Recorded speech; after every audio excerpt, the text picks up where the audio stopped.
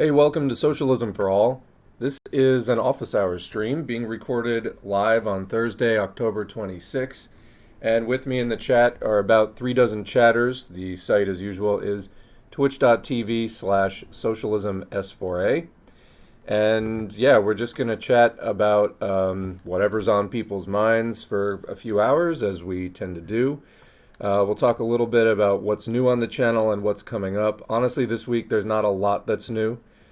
We posted the last stream that we did on Thursday, and I also on Monday posted a follow-up video. It was an S4A mailbag video responding to a comment. It was like a 45-minute video about Palestine, the massive, atrocious, and I mean that literally in the sense of it is actual atrocities and war crimes, assault by Israel on Gaza.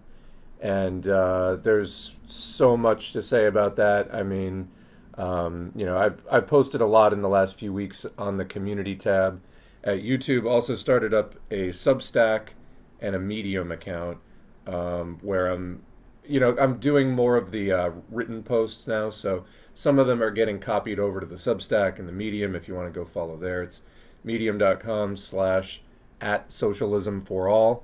And then the Substack is the same, or you can also go to socialismforall.substack.com.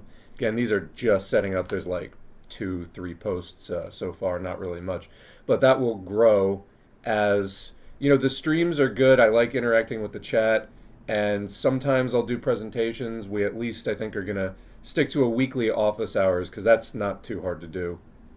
And I think for a lot of the current event stuff around that, which can be revisited in these office hour streams if people feel like bringing it up, or if I have some additional thing I want to really accentuate and highlight, then that's fine. But I think that the community tab written stuff, and unfortunately Twitter and Blue Sky, even Mastodon, which has a higher character limit, I think Mastodon's around 750 or something, versus like 250.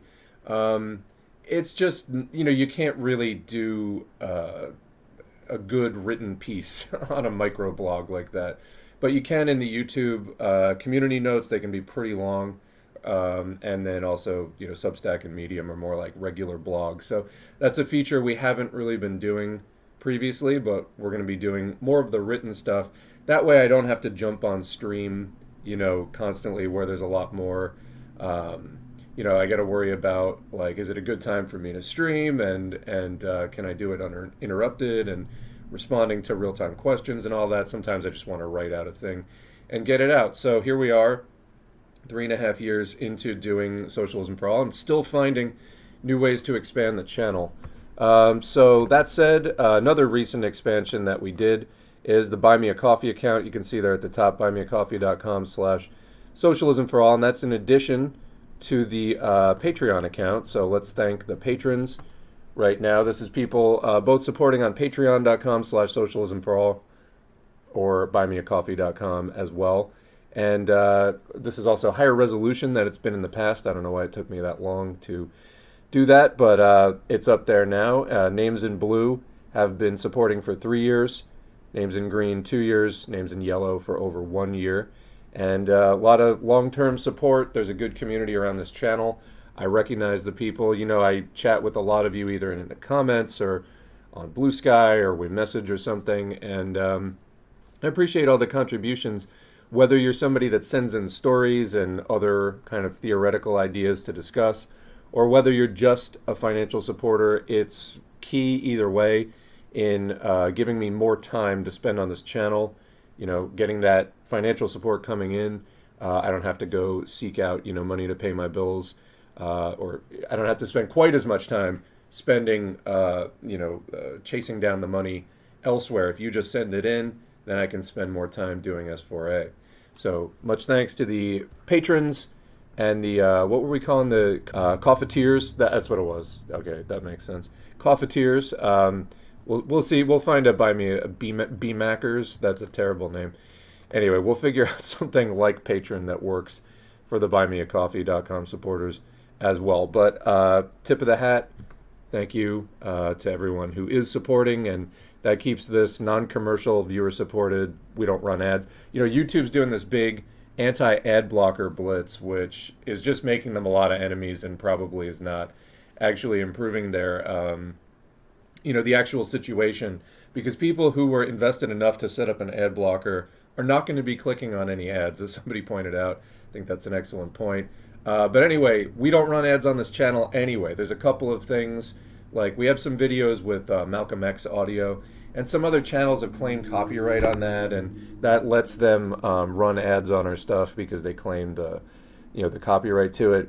That's out of 760 some videos, that's like maybe 5 or 10 of them. So, we don't run ads on the channel, and so the YouTube ad block thing doesn't really even affect us at all. So that's thanks to the support from, again, the patrons and BMackers. I might just keep saying that because it's so deliciously awful. Anyway, all right, let's go back to the main screen here. So yeah, that's some stuff off the top. And what is new on the channel? I think it is just the stream from last week, and also the 45-minute Palestine video. In the first half of that video, I was responding to a question about Palestine and the right of nations to self-determination, which is a subject that Lenin wrote a lot about. And basically, right of nations to self-determination is considered one of the bourgeois democratic rights that, it's important under capitalism to maximize those rights to the fullest extent possible. It aids in the class struggle and so on. And fighting for those rights can sharpen class consciousness and so on. Ultimately, it will take the ending of capitalism entirely, a social revolution, to usher in, even complete the revolution and go on into a stage of higher economic rights and other rights. But as far as the right of nations to self-determination, this would manifest most clearly perhaps in the right of a nation to secede from another nation. And somebody was asking, is Palestine a question of that? And it isn't. It's a national liberation struggle. So rather than seceding from anything, Palestine is trying to actually get established as a nation. So that territory was under the control of Turkey for quite a while prior to World War I. After Turkey didn't do so well in World War I, the British took it over, British Empire. And so basically it became a British colonial property. And the League of Nations, which was the predecessor to the United Nations, made it into mandatory Palestine. So that's the area designated Palestine by mandate.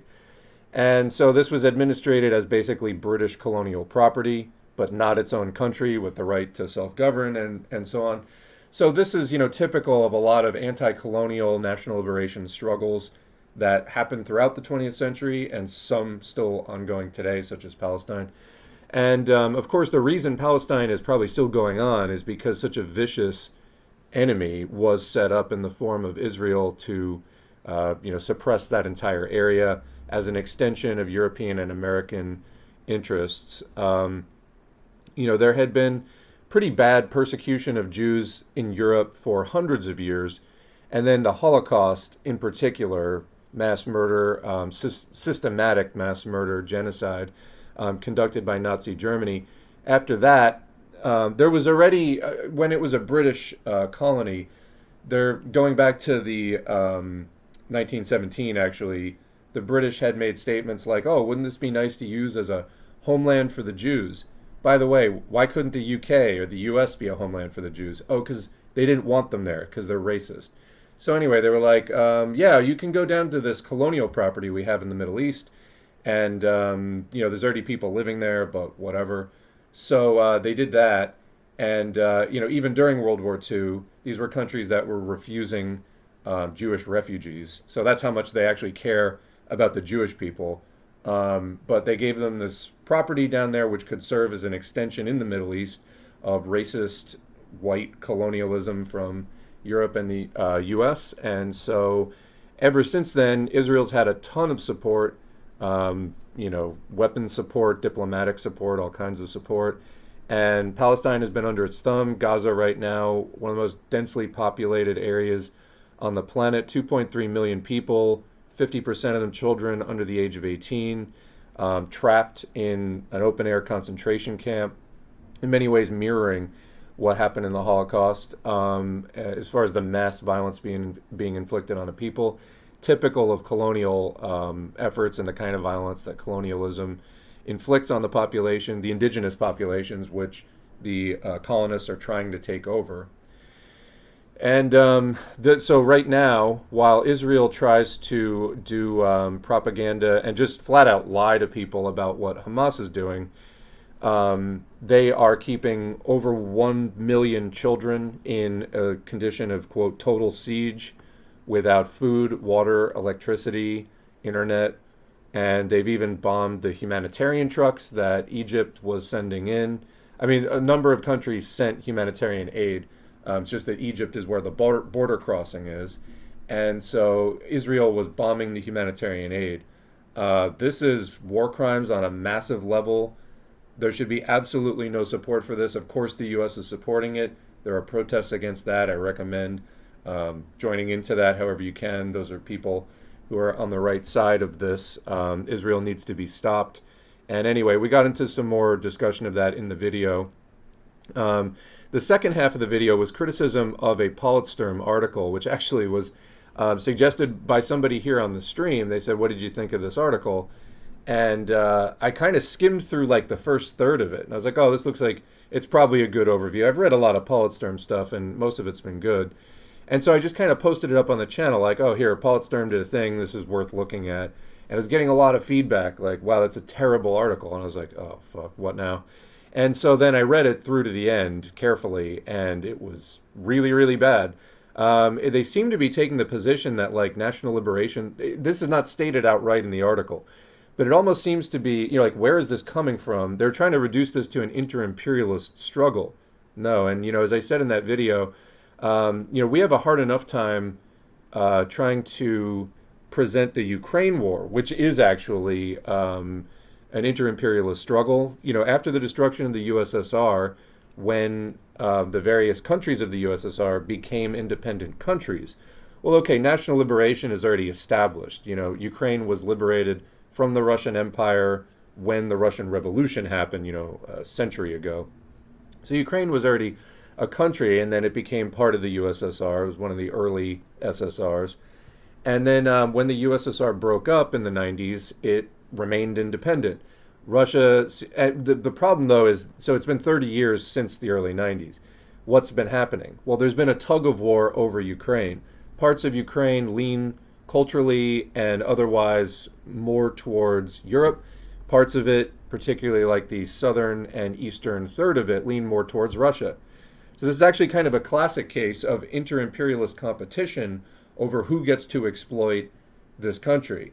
And just want to remind people, capitalism is inherently exploitation. So if you're dealing capitalistically with an area, that is exploiting it.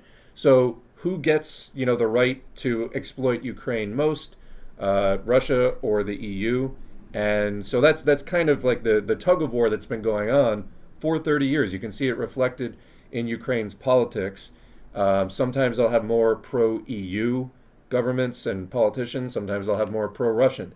But that's been a situation really since the end of the USSR, where Ukraine's been kind of out on this limb, big enough to matter, not big enough to really have enough weight to just be its own thing. It's got to be in the orbit of something else and dealing consistently with something else. And while there is a world imperialist system that was set up after World War II and has allowed the capitalists to somewhat more peacefully administrate the exploitation of the non-leading countries,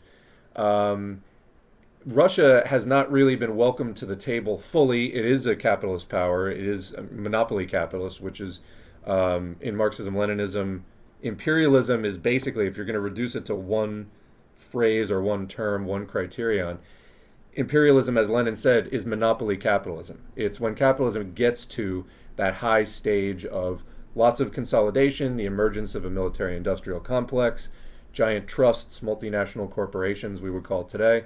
So anyway, the world imperialist system did not really welcome Russia to the table after it stabilized after the destruction of the USSR.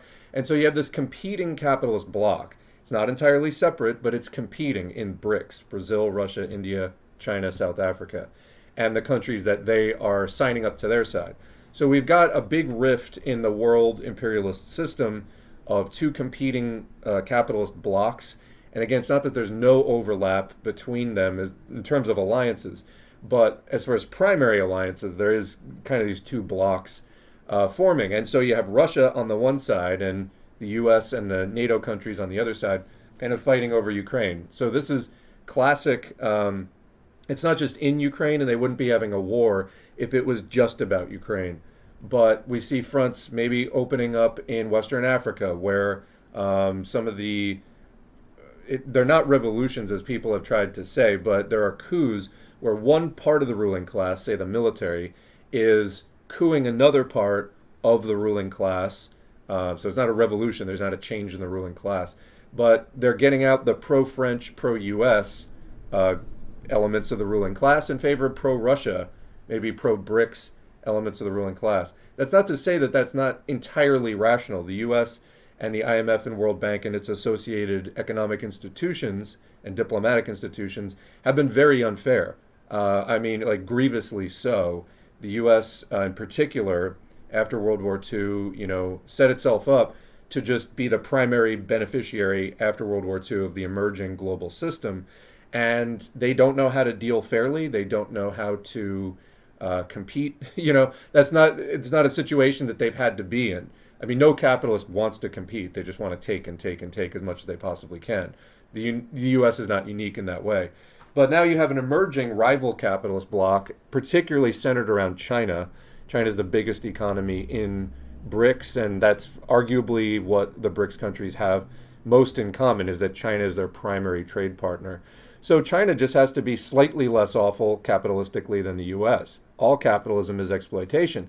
But if you can just give a slightly more competitive deal than the U.S. and be like, we are 50% less likely to overthrow your government if you don't make the payments that you owe us, then, hey, that looks more appealing than the U.S. It's still capitalism, but that's how you get a rift within the world imperialist system, is the U.S. is not really wanting to adapt to that.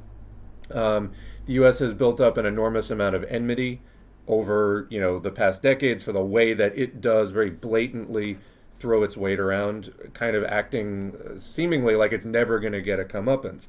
Now there is a rival capitalist bloc which threatens to put it in its place, and so rifts emerging. But yeah, so anyway, Ukraine, kind of a classic front in an inter-imperialist conflict over who gets to win that tug of war. And Palestine, though, way predates this. It's a national liberation struggle, arguably left over from 20th century colonialism that never got resolved. Trying to reduce Palestine to some, quote, puppet of Russia or puppet of China. There was, that was stated explicitly, actually, that it was an inter-imperialist conflict in that Politsturm article. And that's just flatly incorrect. And I don't know where you would even get a take like that.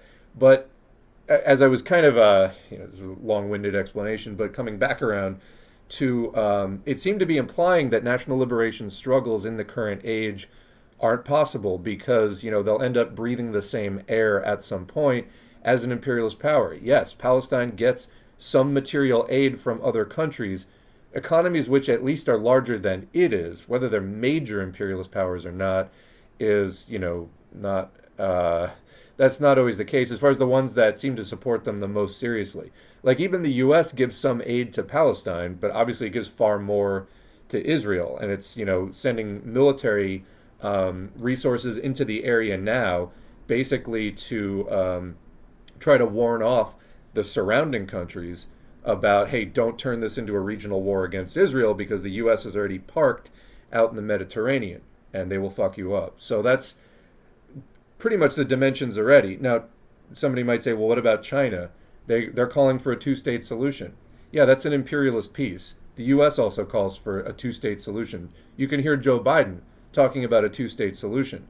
That's, again, an imperialist resolution of the situation for the benefit of the overall global imperialist system.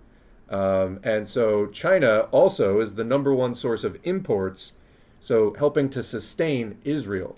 There was a Chinese company building them a subway system a few years ago. And again, in 2020, 2021, China became the leading source of Israeli imports. So that's helping to sustain a colonial effort and an extension of imperialism. So, as far as this being some inter-imperialist conflict, that's not the case at all. I thought there was, it's kind of, what else would you expect but wildly flimsy evidence? I don't know why they even tried to make that argument, to be honest. So anyway, I did put that in the video, and, I've said in the past, Politsturm, to my mind, is one of the better Marxist organizations out there if people are looking for a study group. I'm not a member of it, and I'm not trying to formally endorse it, but to my mind, they've been one of the ones that have their shit together the most. However, they need to do massive crit on that. To the point of I put that in the about description of this page. Like, people ask, what do you recommend for a Marxist organization? I'm like, well, you might check out Politsturm. That's what I say. And so then people come back to me with all kinds of, like, every single thing that they didn't like about something that Politsturm said. Particularly Maoists, because Politsturm isn't a Maoist organization. Okay. But as somebody put it, they... and I think that this may be one of the more sustained criticisms over time, that they're a more of a Brezhnevite organization posing as anti-revisionist. So anyway, I think at this point, even they are a relatively newer Marxist-Leninist organization, and I think struggle is, possible within the organization. Criticism is possible within the organization. But sometimes people approach me because I mention them as, like, the least worst option out there in my view, as, like, I'm somehow personally responsible for every view that they take.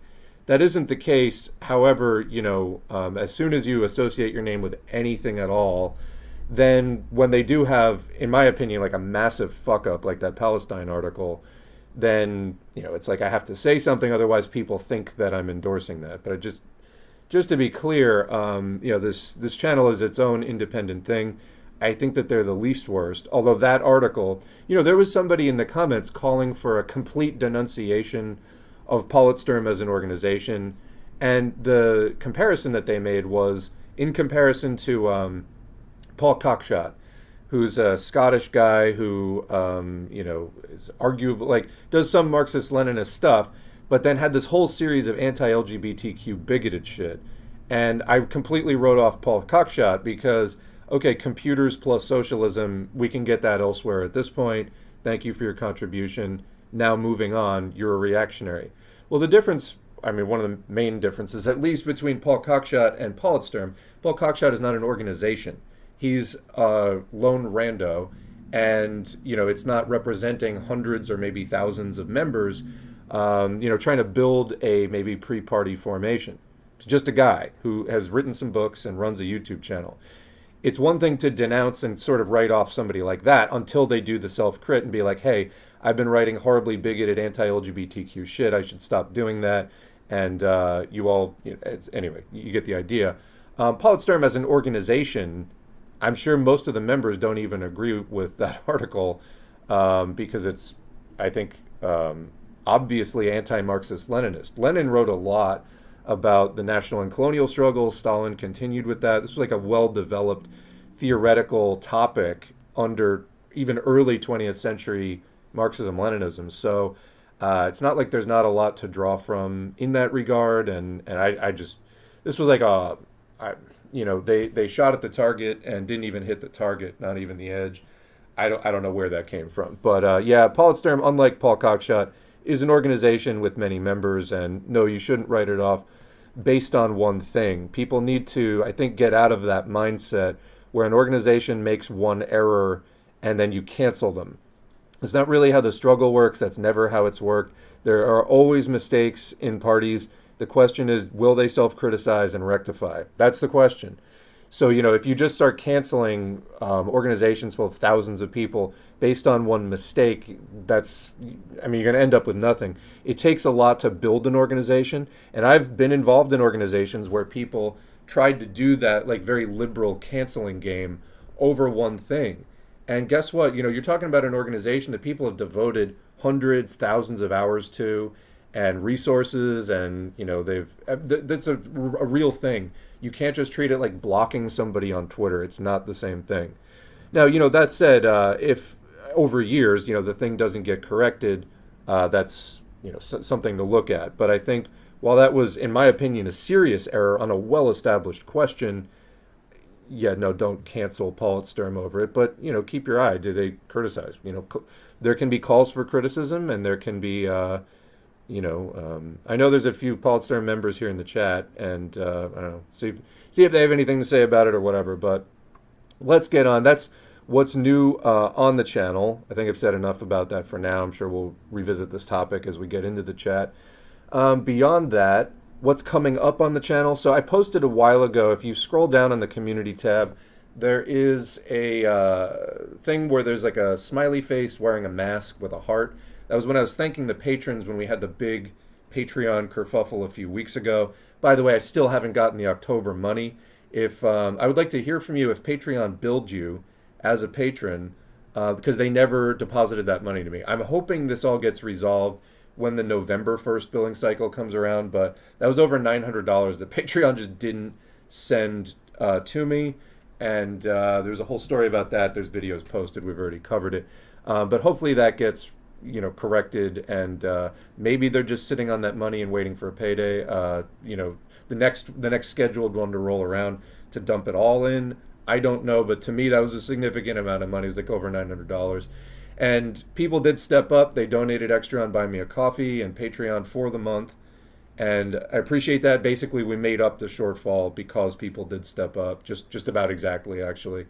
But keeping an eye on what happens next week with the Patreon thing. Anyway, there was a post that I was making thanking people for stepping up with that.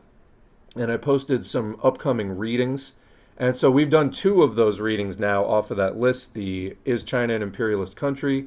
That was posted in 4 parts. It's about a 6-hour audio altogether. And a pretty data-heavy investigation of and digging into an analysis of China's status as the, by some metrics, second largest economy in the world. By some metrics, the largest economy in the world now under imperialism. And of course, they're allowing lots of capitalism in China. Should China be considered an imperialist country? And I thought that was a good step towards really breaking that down and discussing it. Then we did Lenin's A Caricature of Marxism and Imperialist Economism. The next text I was going to do is, and we're still going to do it, is Enver Hoxha's massive criticism of the Dengist turn, capitalist restoration in 1978 China. Which I always screw up the title on this one. Is it Imperialism and the Revolution? Anyway, that is coming up, but I'm actually sticking in a few texts first.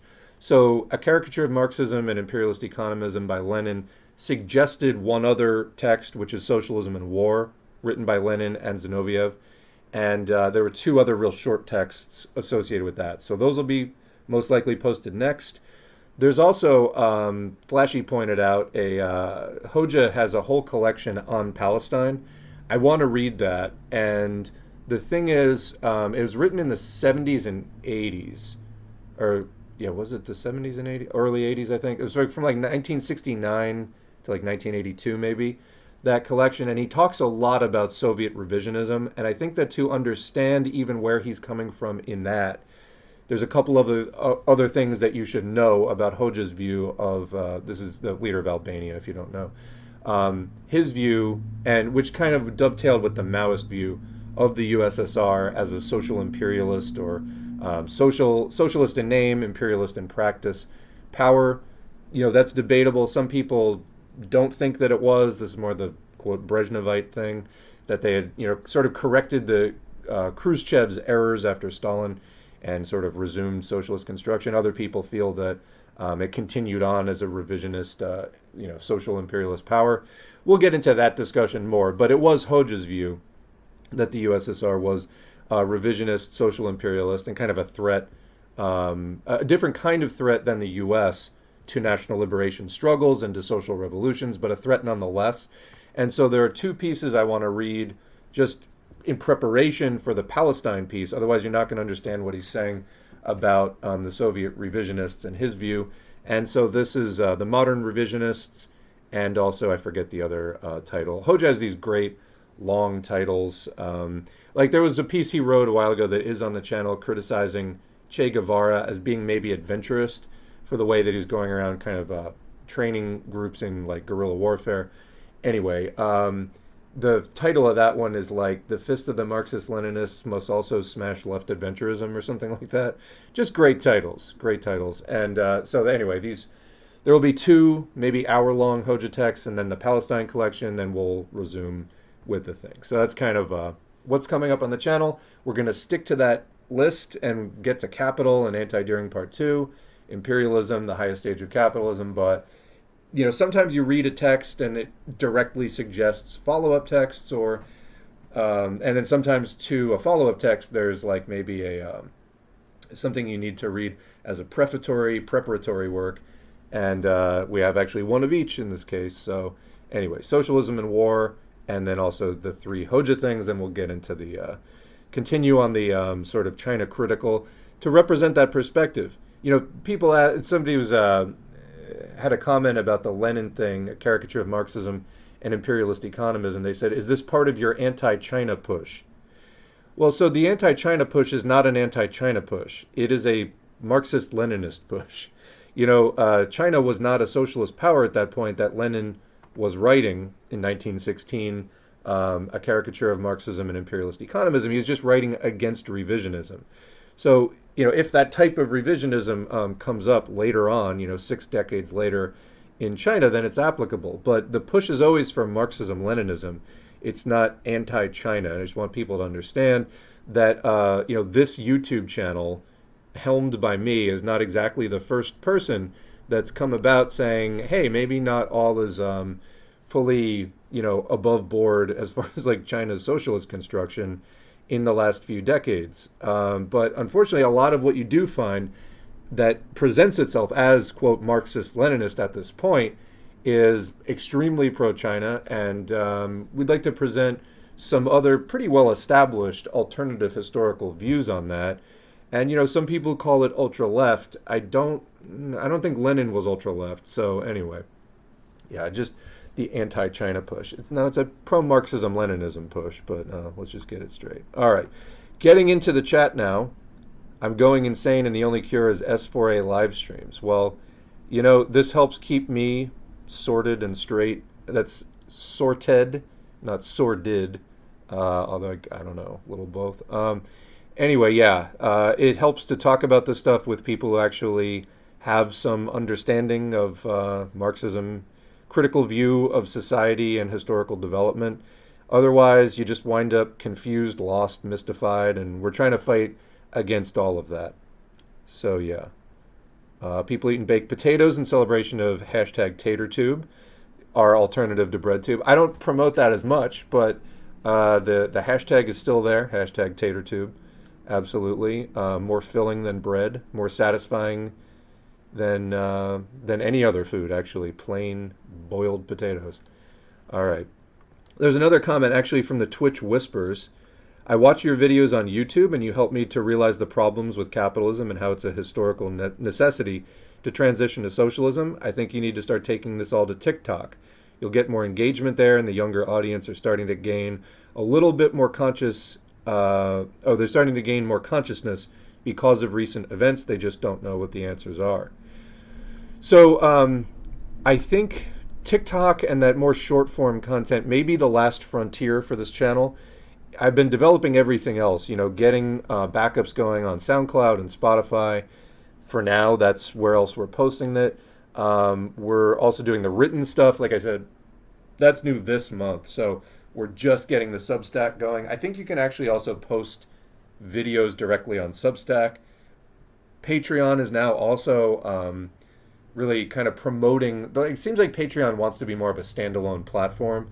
That was like both. We had a hiccup with, there was like a legitimacy check being done on the S4A account at the same time this month as they were doing a huge new platform remodel rollout. So I think that's why the massive hiccup with me not getting paid over $900 this month.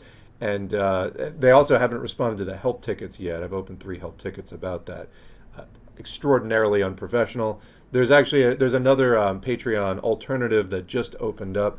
Actually, I don't know if it's any good yet, but I do follow the Patreon Reddit. And what's the name of it? Creators Wheelhouse. just like a brand new one. So Patreon, if it doesn't stick to what it's good at and what people like about, they're going to get buried by competitors, and I think it's just incredibly stupid. But anyway, Patreon seems to be wanting to be more of like a platform. They're allowing people to follow accounts without supporting them on a quote free tier.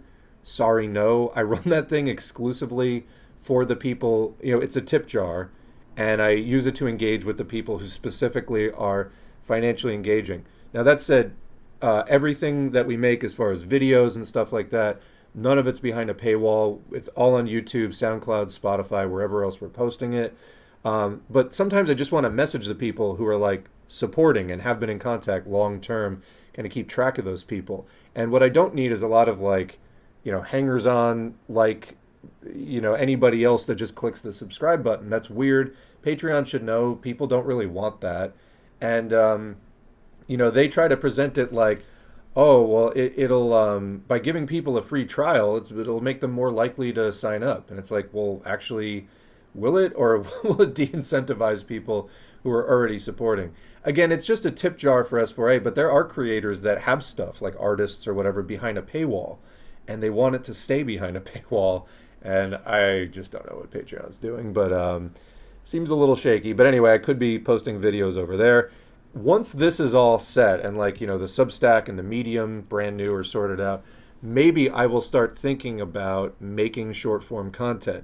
It's going to be a new skill set for me. It's going to be a new way of thinking about content, because I like long form content. A lot of this content, a lot of the listeners of this are people who listen at work, and maybe especially people who are like delivery drivers. And they just got many, many hours where they're looking to listen to something good, or they're working in a warehouse and they're got their headphones on, and they just want to listen to hours of content. I'm also I like conversing and I like talking, and so we do the long form content. It would be a stretch for me to start doing short form content at all, because I just don't really think that way. But who knows, after everything's all set, maybe I will start. I already have a TikTok account set up. There's a few people following it. But I haven't uploaded anything, and I don't know. I'll think about it. Maybe I can start actually looking. Some of those, who was it? Paul Lafargue had some like under 5-minute audiobooks. Maybe I can just start posting those up, and then but ultimately, like that Palestine video, for example, that was like a 45-minute video, and by the end of that, I felt like I had emptied my head out. I had cleared my thoughts. Everything was on the board, and it was stuff for people to listen to and chew on, and I think thoughtfully consider. As I've discussed before, one of the shortcomings of TikTok to me is it's enough time to raise questions but not thoughtfully process them. And so that might be good for clicks and addicting people to your content. That's not what we're trying to do here. The whole point of this channel is education and trying to get people into a position where they're capable of, in the real world, applying this knowledge and the lessons of the almost 2 centuries of the international communist movement to real-world political problems in the here and now. That's the whole point, solving political problems. And, not just getting people addicted onto 3-minute videos. So, I don't know. I'll have to give this some thought, but you have this from me as of today. You have my pledge that I will start thinking about what can I do in addition to the long-form content, which is never going away. That's just my style. That's, what I think about. That's what I'm here to do. But how can I add on short form content in a way that feels like is also my style, and that doesn't, because if I start doing stuff that isn't really in the flow of what is sincere and genuine, then it creates a lot of tension that winds up sapping my energy, and then I wind up not being able to do the audiobooks or whatever. And so it's got to be coming from a real place in me, where, and what's the time limit on TikTok? I know for a while it was like 2.5 minutes. Did they get it up to 7, or am I imagining that? Anyway, I'll see what I can do, and like what kind of content I could actually do. Maybe like teasers for the audiobooks. I don't know. Like maybe a summary of some of the main points and a teaser for the audiobooks, but like, I don't know. And I'm not going to start riffing too much out loud about that right now on stream, but yeah, it would be a stretch for me, but you have my pledge to start thinking about how do we spread onto TikTok. All right. So What else do we have going on in the chat? My city of Indianapolis is becoming so gentrified. I mean, how many 5/1 mid-rises are they going to build? And they're still building. Parts of the bus system of electronic payment systems I've yet to learn. Parking fare has been largely privatized. I learned this when I went to the protest downtown on Sunday, protest against the bombing of Gaza. I live in Midtown and rarely go downtown. Things have changed so much in the last 10 years. I think things started really changing with, broadband internet, when that started really becoming a thing about 20 years ago. And then in the last, 10 years, there's been just huge rollout, not just of the surveillance state and, cameras all over the place, but also they're using the internet to just, there's so many smart devices and this and that to just really squeeze things. We're living through a very painful time right now. Eventually, more people will catch on and protest and figure out the most effective ways to organize and fight back, and we will eventually win. But, while we are waiting for the masses to really come around, it's going to be a difficult time. But, getting prepped for that and helping to spread class consciousness and helping to save people the mistake of, working with stuff that has been proven through history not to work. That's what can make all this go faster and a little less painful. But Clara Zetkin is good, underappreciated author. Yeah, she was a major ally of Lenin and Luxembourg in the Second International, the fight against revisionism then. And yeah, she had some of her pieces are a bit of a product of their time as far as proletarian feminism at that time. Like the position of women was really kind of far back from where it was now in some senses. But overall, as far as major questions of Marxism, Zetkin's a good author. Wrote a lot about fascism. We have some of her speeches on fascism on the channel because fascism was new then. So this was Marxists and Marxist-Leninists responding to fascism in real time as it was emerging in the 1920s. I'm not sure I know the answer to this. What are some good reads for how higher skilled or specialized labor will be handled under socialism, or people who work more hours? Is it just expected that people will do what they like and what they're good at? So, we have established history at this point of countries that underwent socialist construction. I would just refer you to the details of the history of some of those countries. And I'm not as up on that. That's just not at this point one of the things that my knowledge is more specialized in, but there are answers to that question. It's not just theoretical because socialist construction did actually put people in a position to figure out those questions. So next thing, regarding Gaza, watching a genocide progress in real time on social media over the past couple of weeks has been so dystopian, and how many people choose to remain ignorant about it. Absolutely. We've posted a lot on the community tab, as I mentioned about it. I wanted to also point out again, Democracy Now!, for whatever their flaws are, have been posting really consistent. Both over the years, they've covered Palestine way more than most other outlets have, with actually a pretty good understanding of what is happening there. And the past few weeks, it's just been daily, lots of coverage. There was a particular interview I watched the other day that I thought was really good with Rami Khouri, Palestinian-American journalist Rami Khouri, on Israel's Gaza bombardment. Is, if you search on that, you'll find it. It's just from 2 days ago. That was like a 20-minute statement. They just let him go. I thought that was a pretty good summary. And I looked that guy up, Rami Khouri. He has made statements in the past like, well, everybody has something to blame for the current situation, including the Arabs. This was very straightforward, the statement. I think a lot of people who have been critical in the past, this is such a cut and dried situation of Israel is so beyond any kind of tolerable limits of what they're doing. What they're doing is pure atrocities at this point.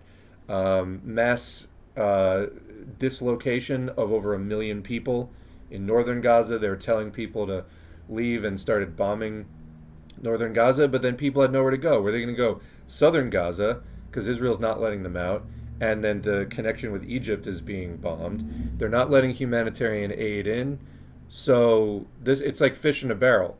And Israel is still trying to present itself as the victim. I don't know who that's genuinely going over with at this point, but You're right. It is dystopian, but I think actually one of the points that guy Rami Khouri was making was what Israel does not understand is every time it escalates, it gets more resistance and more defiance. Like Hezbollah, every time that they have a conflict with Israel, they come back more determined to resist and defy. And what Israel is cooking up right now with what it's doing, and the world can see in Gaza, not fully because they've cut off internet and there's very limited amounts of fuel for even people to recharge their devices and stuff. But people can see at least that they're creating this black box environment that they're just dumping bombs into and things. Where this is going to shake out for Israel in a year or two, do they even know what they're doing? Are they thinking that far ahead? Is this just sheer arrogance? Is the U.S. going to just park those naval carriers outside of there forever? Or at some point, does Israel have to face up to what its neighbors think about what it's doing? And that gets complicated as well. But it seems to me like they just want to completely take over Gaza at this point. That's not justified in any way, shape, or form. No other country would be justified in supporting that. You'd have a real hard time even getting the U.S. to come up with some kind of two-faced bullshit rationale for that. They're really pressing their luck this time, and one wants an end to this conflict, which Israel and its backers and enablers are completely responsible for, and one just wants as swift and peaceful a resolution to this as is possible. But Israel is bringing the violence, and seems like Netanyahu back in power is really pushing for just like, this is what he was, put on earth to do. Just kind of a caricature, like almost cartoonish level of, this kind of swaggering hostility.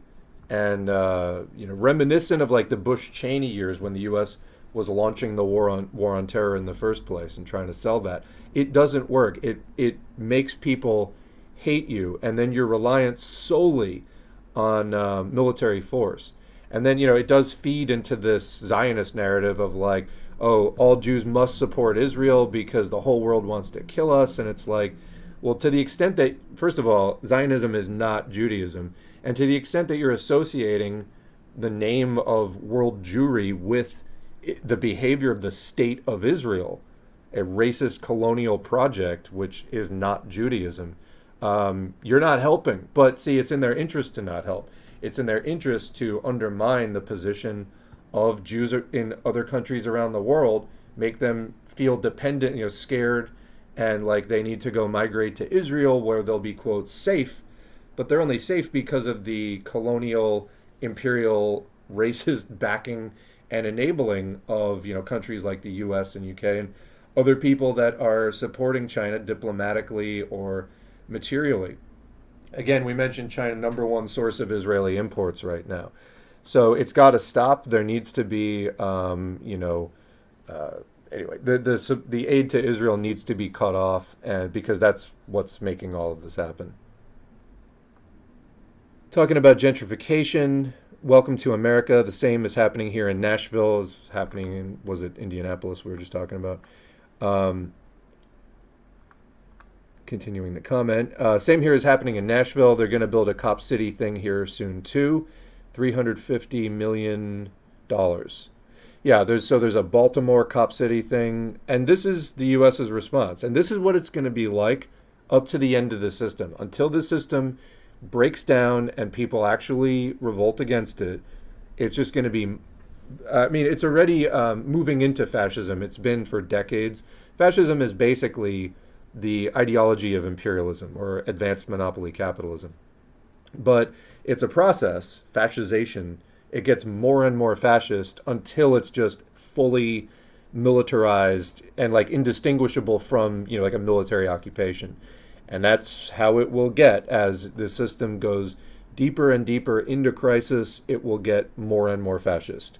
That's simple. And, people looking to the Democrats as some kind of reprieve from the system are looking in the wrong place. There are some places locally where the Democrat is like, somewhat a little bit better. They give a crumb here and there, but their party's been around since 1828. This system belongs to them as much as it belongs to anyone. And, you can vote Democrat till you're blue in the face. Democrats can win, 90% of the seats in the government. It doesn't, and that'll be a fluke. It doesn't fundamentally change anything. The Republicans just wind up getting back in power no matter how many times Democrats win. Democrats would have to do something distinctly different, such as align with the left in a meaningful way, not just using Bernie Sanders as a hood ornament, but actually adopting, we're going to do Medicare for all, we're going to do this and that. I mean, the material demands of the imperial system that the U.S. government represents, and those duties are divided up amongst the Democrats and Republicans who share in custody. And then the libertarians wait in the wings as yet another neoliberal party that just wants more austerity, more capitalism, more imperialism, although they say they don't. But that's just utopian nonsense, because the material needs of the system that libertarians advocate for is exactly the same as what the Democrats and Republicans do. So it's just sort of utopian anarchist nonsense that you can have advanced monopoly capitalism without imperial wars or without a police state domestically. That's just a bunch of nonsense. So you've got the Democrats and Republicans sharing the duties of managing, expanding, and administrating the imperialist U.S. system. And then the Libertarians, the third largest party in the U.S., they have, a little bit of a foothold here or there in a state government. And then some Republicans kind of, at least nominally, identify with the Libertarian Party as like more extreme neoliberals, basically. Because what do they want to do? They want to deregulate private industry. They want to privatize all the public stuff that they can, which then, again, the deregulation, it's like, so they want to privatize, deregulate, and then whatever they can't flat out privatize, they want to at least defund and undercut the public programs. Well, congrats, you just described neoliberalism, and that's what we already have from the other two parties. The only difference of the Libertarian Party is just some utopian window dressing about, not having a police state. This system, to run on private property at this point, needs a police state, because what the system is doing is unpopular. And to defend those unpopular interests that go against the interests of the most of the population of the country, you need massive amounts of force. There's no other way to do it. So there's no substantial change with libertarians, but that's the way it is. Democrats would have to really break off, do the popular reforms of the type that Bernie Sanders was, advocating. Then, of course, he rolled over completely, very thoroughly, as soon as push came to shove. Very unfortunate, because I think that was the best opportunity in more than half a century, probably, to start up a left party and funnel people over into something else out of the Democratic Party. Instead, Sanders chose to do the exact opposite, funnel people into the Democratic Party. And so, we get no change because the Democrats are fully wedded to this system. You look at who funds them. And yeah, there's a couple of differences. You can go on a site like opensecrets.org. We've done this in previous streams. Look at who funds the top Democrats and who funds the top Republicans. It's basically the same. There's a couple of differences, like Democrats get donations from unions, teachers, and public sector employees, and then Republicans get some more donations from like the building trades and railroads and stuff. But as far as the nuts and bolts, property developers, real estate interests, banks, the medical industrial complex, like the top 10 donors are almost identical to both parties when you get to the top levels. So it's just, anyway, the left has to break off from the Democratic Party. We've also got to do things like build up the labor movement. And to some extent, these things, the labor movement may come before people realize that the Democrats really aren't your friend.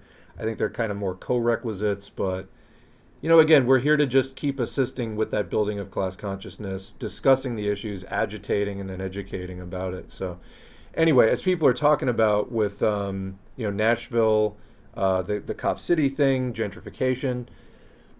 So there is a housing crash starting in the U.S. It hasn't hit nationally yet. We did a video on this a few weeks ago. So yeah, West Coast, big real estate price drops. Also Texas, Florida. So sort of the Southwest up into the Pacific Northwest, there's already been big real estate price cuts. A lot of the rest of the country hasn't really hit yet, except here and there. Actually, I think Nashville is one of the places it's starting to hit now. Part of the thing is that when interest rates were real low, which is kind of how the Fed and the managers of the system on the financial side got things going again after 2008, was like 1% interest rates. Well, now the interest rates are going up, which is making it's not as easy to just get a mortgage and buy up a bunch of properties for speculation and investment. The other thing is that the treasury bond yields are going up, so that's more attractive to people. Like, oh, you're going to pay us a higher percentage to invest in the U.S. debt. Okay, well, now they're starting to dump the properties that they had bought over the last 10 years and put it into treasuries instead. And also, they can't take out new mortgages as easily because the average residential mortgage, I think, right now is 8% and rising. And so commercial also high. So it's more expensive to get debt to buy up real estate. So that the new purchases are stopping from investors and corporations. And they're going to start dumping those to put the cash into other things. Also, unemployment is starting to go up. It hasn't like spiked yet. But as that happens, there's also going to be forced selling. So there's been incredibly low inventory of houses out there. But that's not going to stay the case all through 2024. We're going to have like a pre-2008 situation of probably housing prices crashing, and which is great for people who have been waiting all this time to move somewhere. Rents right now are at a all-time national high, according to rent.com, of over $2,000 a month. It's an all-time high. If you're struggling because of rent, that's not in your head. That's an actual material structural condition. It's not your fault. It's structural. So, that's hovering at its height right now. However, again, in some regions, the prices are starting to come down, and you will see that spread across the whole country, and it will deepen and deepen. Again, go back to 2007, 2008, the last time this happened, and for basically two and a half years, the prices just kept coming down. And wherever it's most overvalued, the hottest markets, it's going to crash the most. But even some of the more relatively stable housing markets, prices will come down too. Everywhere is overvalued right now. In some places, like dramatically overvalued. So that's happening, although we haven't really seen the relief quite yet. But, for people who've been waiting to buy a house, the prices probably are going to come down soon, again, as these institutional buyers dump it back onto the market so that they can go put their money in something else. And, this was just, this is going to keep happening. It's a real indignity to all the people living and working in this country to not have like a stable housing situation. Housing should be guaranteed.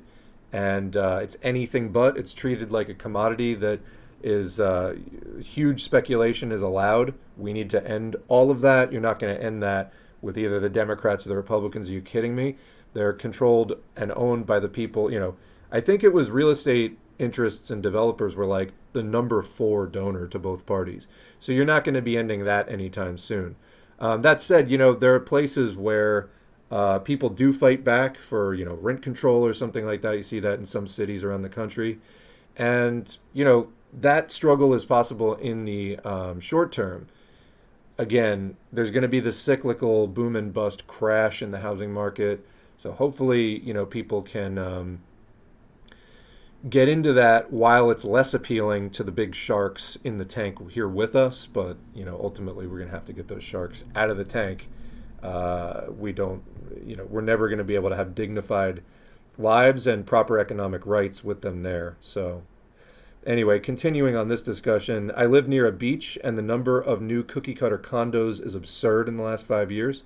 Yeah, they've been building tons of new properties. The problem is they're not really like affordable, what they call, quote, starter houses. It's, people, the developers trying to make, $400,000, $500,000. Who has money for this? But this is the same exact shit they did in 2006, 2007, right before it all came tumbling down. that was another thing that fueled the subprime mortgage crisis. Was all these developers built these expensive houses. It was like the only thing you could buy if you wanted something new. And then a lot of the older stuff people were sitting in. It was occupied. It wasn't for sale. So you wanted to buy something, what's on the market? These new, relatively expensive houses that a lot of people couldn't afford. Well, before the Dodd-Frank regulations, which didn't go nearly far enough and weren't in the right directions either, because what they did with Dodd-Frank was they're like, okay, the problem is banks are writing bad mortgages to people who, they're giving mortgages basically to people they know cannot repay these mortgages comfortably. There's a huge risk of people defaulting on the mortgage.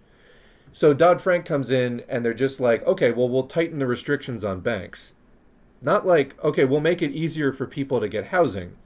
We'll just make it, their only concern is just like regulating the bank behavior, not really caring whether people end up with houses or not. So people still need houses. It is one of the basic needs, shelter. And so anyway, yeah, going back to 06, 07 and 05 even, you had lots of kind of pricey stuff being built, and people couldn't afford it, but they would go to the bank, and the banks are, of course, aware of these situations because they make money writing mortgages to people. And they're like, well, we have to write mortgages to these people, even if they can't afford them. So they did, because there wasn't a law against it. So they wrote a lot of mortgages, and then eventually all of this blew up when there was an economic downturn and lots of defaults, and it just fucked everything up because you had layer upon layer upon layer of people betting on these mortgage-related financial instruments. You can go watch something like The Big Short or like that to get more of the details. It's kind of crazy when you unwind what was actually happening. And right up to the end, the big institutional players were all saying it's fine, it's fine, it's fine. Right now, the big financial players are starting to warn people that the Fed's rates are going to be higher for longer, and this is probably going to continue all through 2024 and into 2025. So there's going to be this big tightening. They're trying to do quantitative tightening to reverse the process of quantitative easing, which is the only thing that saved the economy. Multiple rounds, $9 trillion of basically free money dumped into the economy. That's how they got out of the credit crunch of 2008. Well, the problem is every time that they try to quantitatively tighten more than 5%, well, they get up to like 7 or 8% of reduction. So in other words, 92, 93% of the money that they dumped into the system is still there. They just pulled out 7 or 8% of it. There is some problem. Either the repo market blows up like repo madness in September 2019. That was after the first round of quantitative tightening. Then they had to dump a bunch more money in. Then the pandemic happened, and they dumped more money in for that. Now, since last year, they've been doing quantitative tightening. Well, what happened in March? SVB and Signature, mid-sized banks blowing up. So they had to bail those out. So what does that mean, bail those out? It means dump more money in. So all the tightening that they had done up to that point just got reversed. They were right back to square one with the bailout, basically those assets being brought onto the Fed's balance sheet. So it's this house of cards that they've been running. It's on life support, I think is the best way to understand it, since 2008. And the juice that's keeping the life support running is all this free low interest rate money, basically, that they've been dumping out there to keep things circulating. And of course, due to the nature of the system, capitalism, capital tends to consolidate at the top. So, it flows upward. This whole system is based on that. So, you dump money into the system. Yes, it will pass through the hands of working people once or twice or three times, but where does it actually end up? Well, it's going to, the locus of gravity is up at the big consolidated trusts or monopoly capitalists. And so that's where the money ends up again, just sitting in the coffers of the capitalists, and maybe they go start buying residential houses, taking them off the market.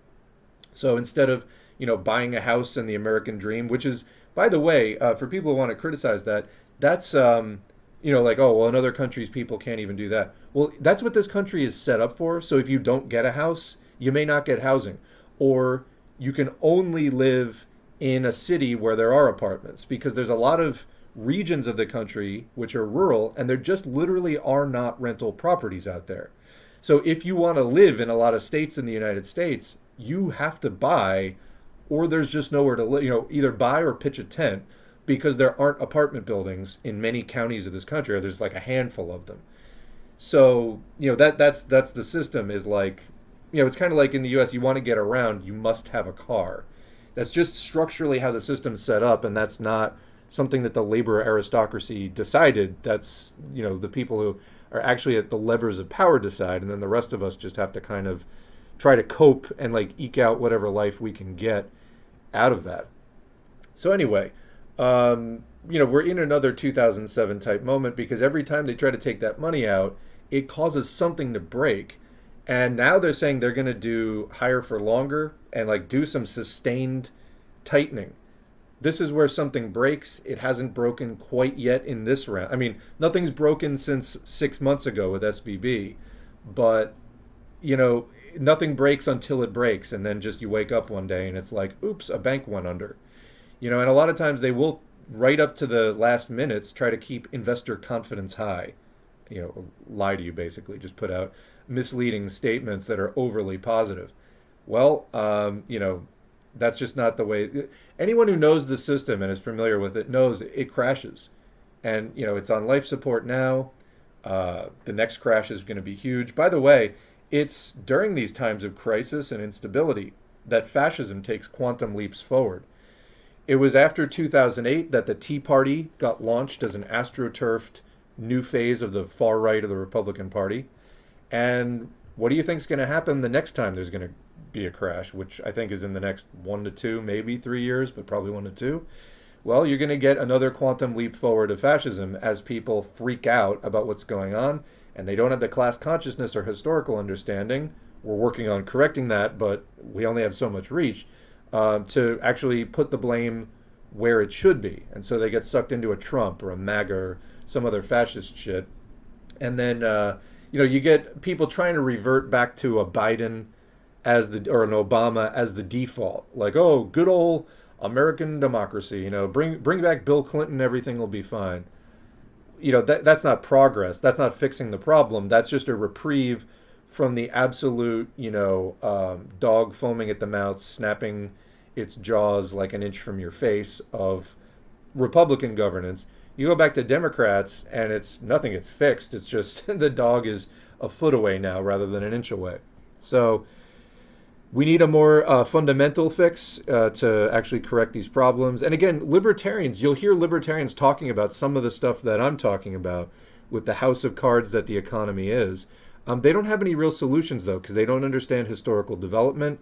They're just like utopian capitalists, basically, where they think you can just, I've heard some libertarian channels talking about this housing crisis and the crash that's coming. They can put their finger on that because they blame everything on the Federal Reserve. Like, oh, if we just didn't have the Federal Reserve trying to manage the money, then capitalist boom and bust would just work itself out, and you wouldn't have money managers trying to, screw with interest rates and things like that. You know what that actually means? It means an incredibly unstable system. So without the Federal Reserve, that's the only thing, that's how capitalism stabilized itself enough to even survive this long, is by trying to do some of that planning and management. Even with the best kind of capitalist planning and management, you can only get so far with it, and it's still highly unstable. But it's bought them extra time, and it's set up this life support system that they're currently on. So the libertarian solution to all this, being the paleo-conservative, they think you can turn back the wheel of history to before advanced monopoly capitalism and just go back to the sort of Wild West capitalism of everybody striking out, on their own, starting up an enterprise, this and that. We're just not in that phase of historical development anymore. And if you just got rid of the Fed, you'd have a wildly unstable system. You'd be throwing people out of work constantly.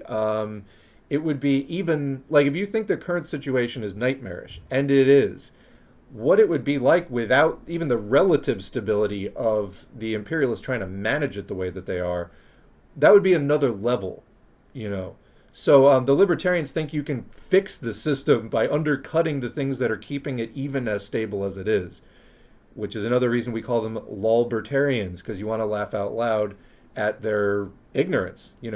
They can point out the problems with the system. Their solutions are totally ahistorical and unscientific. Again, it's utopian nonsense like all kinds of anarchism. Anyway, petty bourgeois consciousness. They're just more the same lack of sort of petty bourgeois. The petty bourgeoisie just never has answers. They're not one of the deciding classes in history. They're neither great in numbers nor in wealth. They're just a sort of appendage of the bourgeoisie that think sometimes that they're independent. And, it's like libertarians. They just don't really grasp the actual social historical dimensions of the moment that they're in.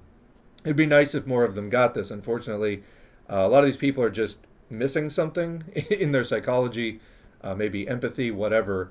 Like they think that the solution is just having this Mad Max, unrestrained, unregulated capitalism.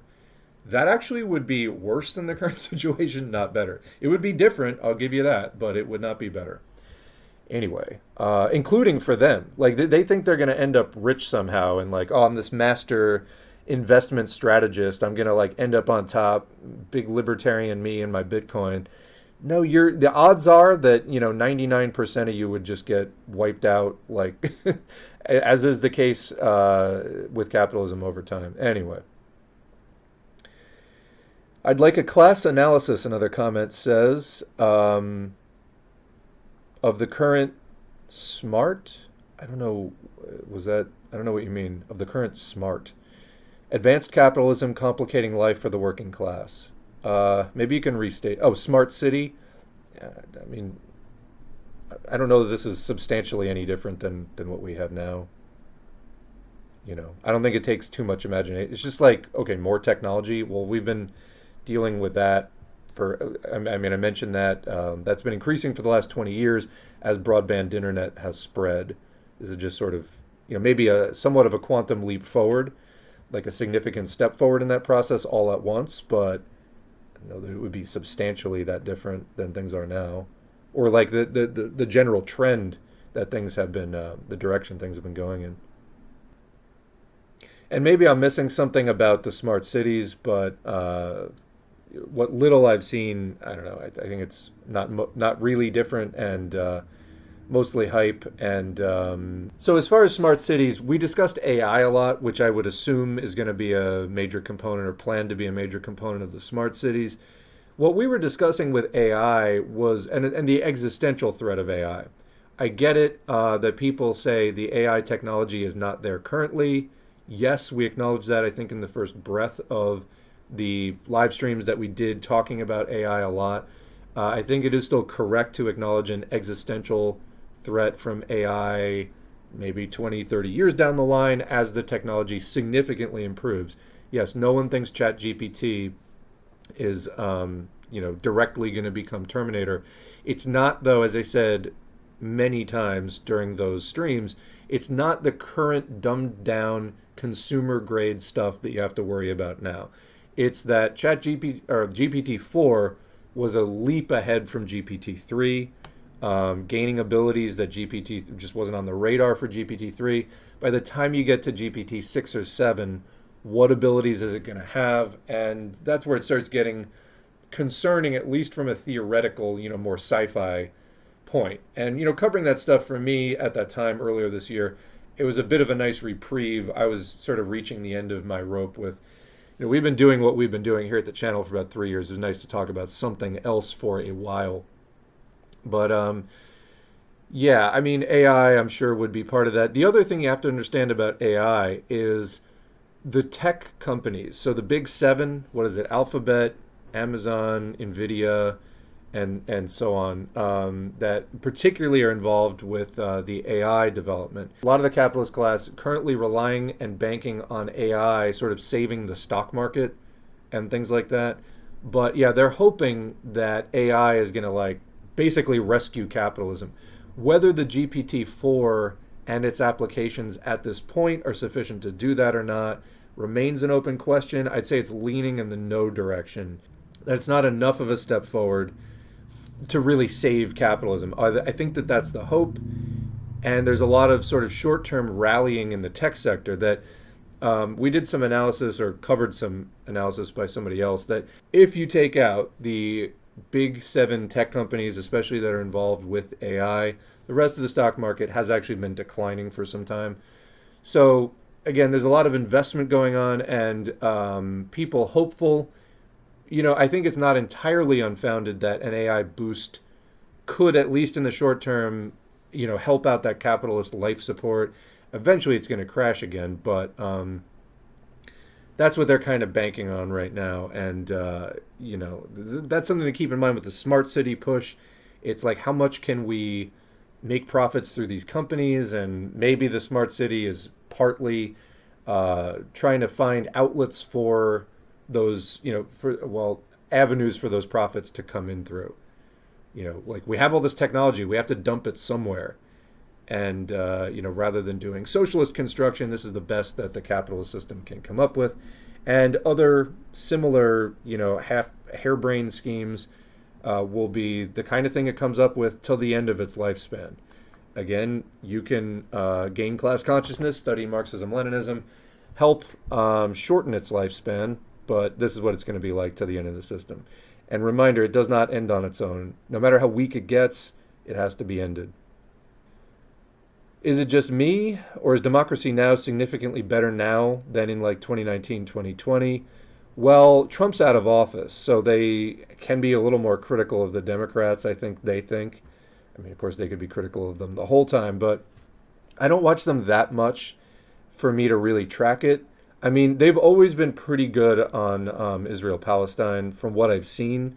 Again, much more so than any other, comparable, like, fairly mainstream outlet. But I haven't been watching enough to really compare now versus a few years ago.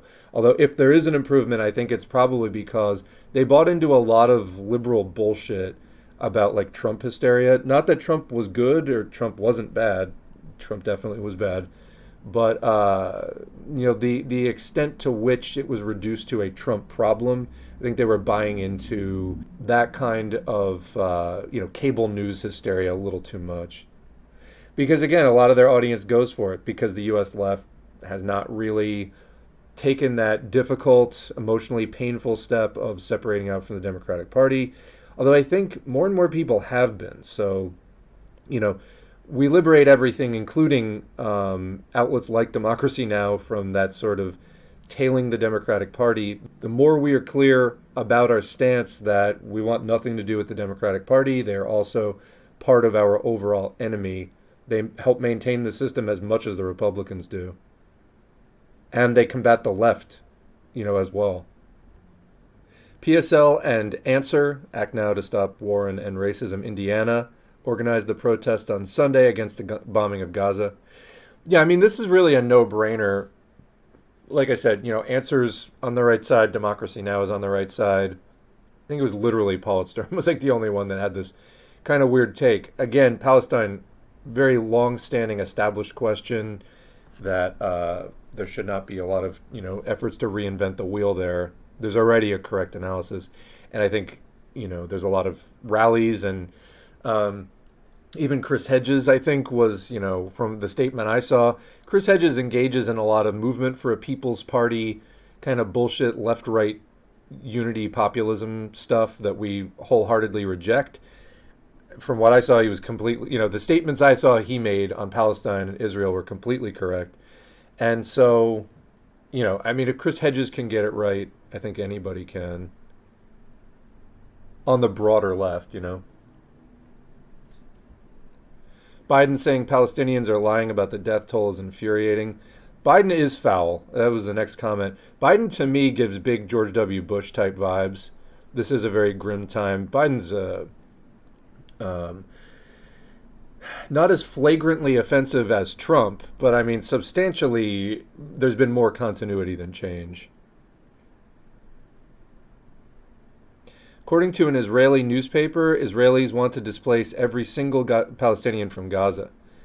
That seems to be the end game for me. Again, there were interviews on Democracy Now! Even talking about that. They're using genocidal language and basically saying to everyone in northern Gaza, half the population. And there's also, the largest hospital in Gaza is in northern Gaza. They want everybody to get out. And I don't see for what other purpose other than like just taking it over. So yeah. Going back to the gentrification thing, Indianapolis is so overwhelmed by gentrification, they are definitely overdeveloping. It's crazy navigating the city. The real estate bubble, when it pops, it will be a loud sound. Yeah, because remember, it's not even just the real estate. Like, a lot of medium-sized banks, they're in commercial real estate. When that goes, that's going to be, you'll see a lot of medium-sized banks collapsing and be beyond the point of saving, like SVB and Signature. And mortgage-backed securities, remember, like, they never stopped selling mortgages and bundling mortgages and betting on the behavior of these things. So yeah, when that comes down, it will be a loud sound. Developing wouldn't be so bad if it was done with people in mind. I mean, what other purpose to civilization is there if not to actually provide for people's needs? We have all this technology, we have all these resources at our disposal, and they're just going into the pockets of like 1% of the population mainly.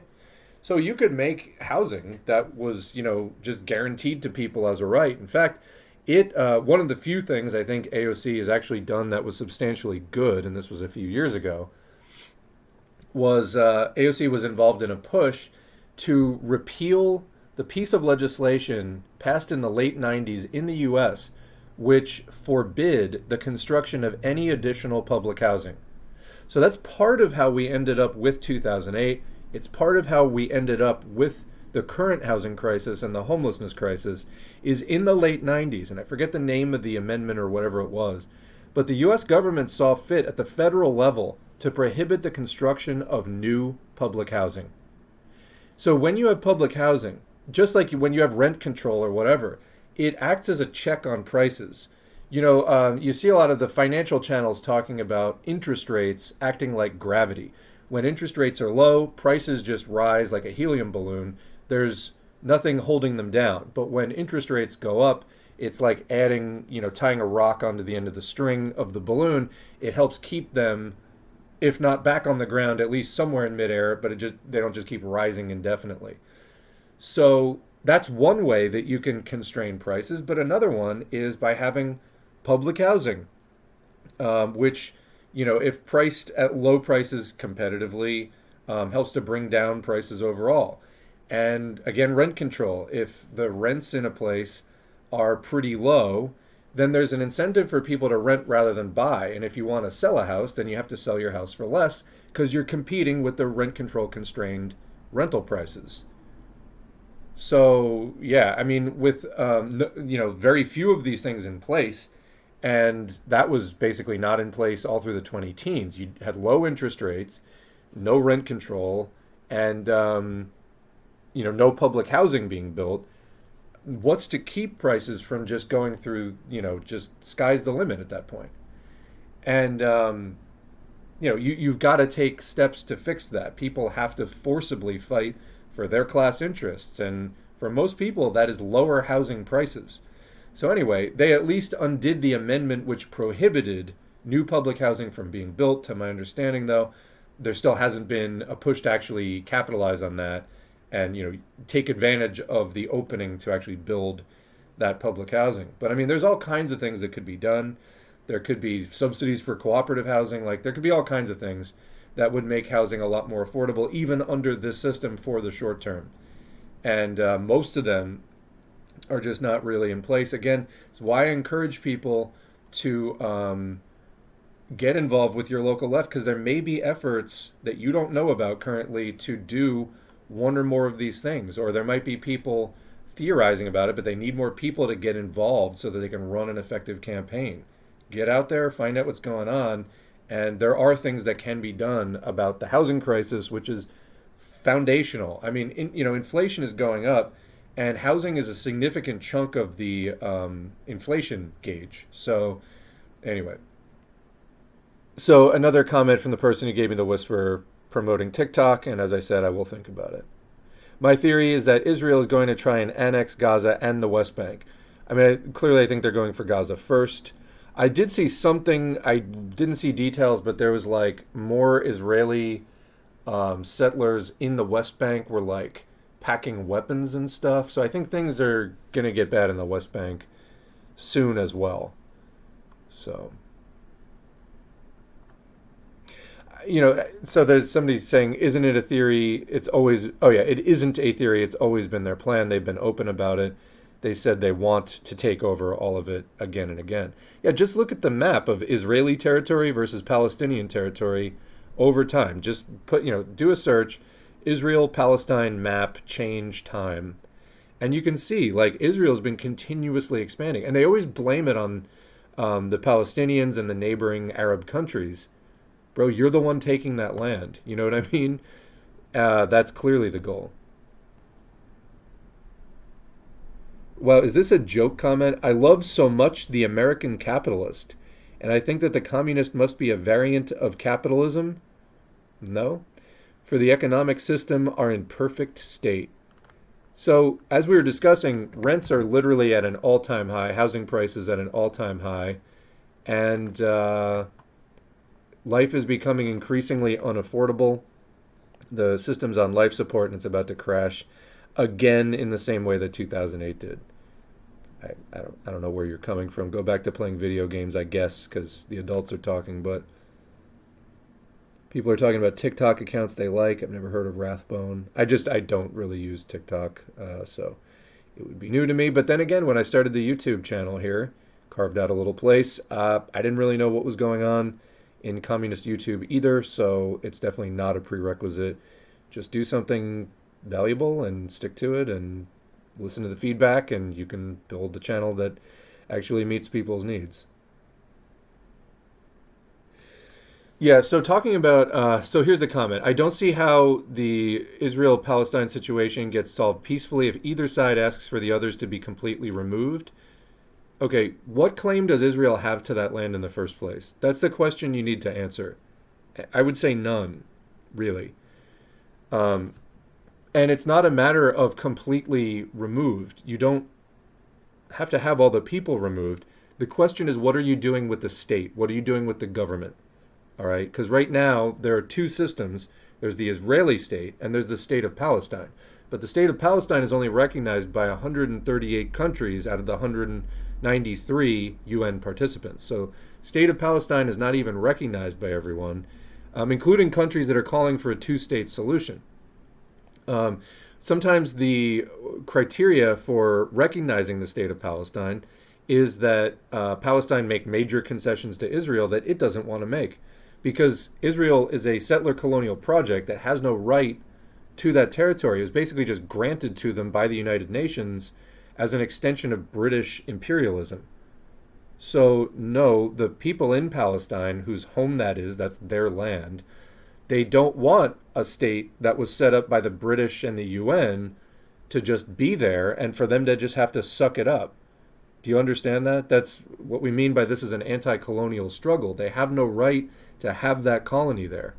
And there were Jewish people living in that area. You know, that geographical region, if you're into religion, which as Marxist-Leninists, we're not, but I mean, if you're into religion at all, that, basically before comic books, there was the Bible, but that region is geographically significant to a number of religions. And so there were Jewish people who would either go there as pilgrims or as just, peaceful settlers, not in the sense of taking it over, but they would just go there and live as sort of religious pilgrims, and they wanted to just be in what they considered this like holy place. Okay. So that's one thing, and it was run pretty peacefully for a long time. Then after 1917, Balfour Declaration by the British government starts inviting more and more Jews to go there, start buying up more and more land. Then you get a material conflict, and it's basically a British, colonial possession at that point. And there starts being more and more conflict. Also, then you start getting these militant Zionist organizations that are committing terrorism against the Palestinians, again, all under the purview of the British, who actually had the government at that point. So since the British pulled out and the UN has proposed the two states for two peoples thing, the Palestinians are like, no, this is our land. We get to make the state. And they don't want to, I mean, this did not start out, at least, like, I don't know what Hamas is saying currently. This did not start out as that they wanted to drive all the Jews out. It's just that they didn't want to recognize the right of colonial European-backed racist forces to just set up a government there and have them say, yes, sir, thank you very much, sir. They didn't want to do that. So you could have one state, which it looks like right now the plan is for Israel to be the one state. Israel does not realistically, for all the people calling for a two-state solution, what are you doing to Israel to make that happen? Israel and its backers are the ones that are undermining an actual two-state solution at every point. Israel is an expansionist, aggressively expansionist power, and they've proven they won't coexist peacefully. They take over more and more land, and that's what's actually happened. As you would expect from a colonial project like this, that is trying to settle in and take over that region.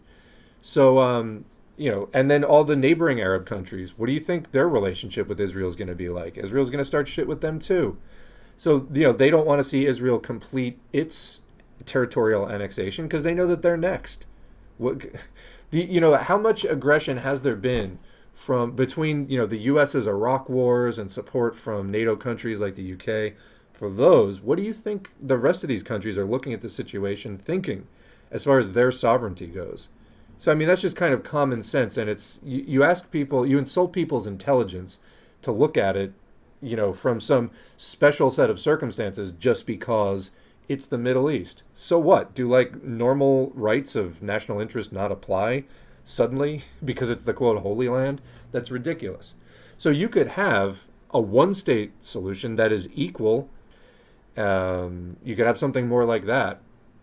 It doesn't mean that Israelis that Jewish people have to leave, but again, the longer this conflict goes and the more escalated it gets, the more propagandized the Israeli population gets, they're going to fight to the death. You hear these people, you think they're taught to think God, whatever that is on their side. This cosmic power that just enables them to be right no matter how many children they put under total siege. They're starving over 1 million children and depriving them of water right now while bombing hospitals and churches. That's Israel. And they think God, this infallible cosmic power, is on their side. How do you reason with people like that? I don't know that you can. So, yeah, they probably just want to take over that whole territory. And so this whole thing of the removal of Israelis, but to where? If this had been solved decades ago, before it became the kind of problem that it was, inflamed by the UK and by the United Nations, you might have had more of a peaceful transition out of a colonial situation where there was a state of Palestine set up, run by the people there. But the state of Israel got a foothold first, and that's obviously the preference of the colonial and imperial, former colonial and currently imperialist powers that are backing Israel. And they're standing with Israel as Israel uses genocidal language. So this whole hand-wringing about where did the Israelis go? Well, there are Palestinian citizens of Israel. The problem is that Israel is a Jewish supremacist state. There aren't equal rights, If it, and there's always this propaganda about Israel is the only democracy in the Middle East. It's anything but. They've had the same fucking prime minister, with some breaks, but since the 90s. It's a joke. Also, as far as the democracy, what were those protests going on then for the judicial reform protests going on since January? This, by the way, is very conveniently having the actions of the Israeli government against Gaza are providing a nice distraction from those protests, which had been going on for over 6 months prior to this, 9 months, basically. It's a good way to break up the protests, is just scare people into, we must all come together despite our differences under a right-wing monster like the Netanyahu and his government. So this whole shit, you don't know what you're talking about if you're but where did the Israelis go? You don't know what you're talking about. Anyway, and as the comment says, there's nothing to, quote, there's nothing to solve, period. The Israeli state is illegitimate and committing a genocide. Yeah, period. That needs to stop now. And the problem is Israel's statements over time have just been laden with that intent, and they're acting on it now. They're acting on it right before your eyes. Okay, so this fucking idiot in the comments, there is, quote, both, so there is a problem. Both populations want the same territory. Yeah, here's the deal. Which one's legitimate? Okay? Which one's legitimate? People who actually had been living there uninterrupted for hundreds of years, or people who, in the last like 70 years, had the UN and Big Daddy British Empire come in and wave the magic wand and create a state for them. And then they started migrating there from all over the world. Which one's legitimate?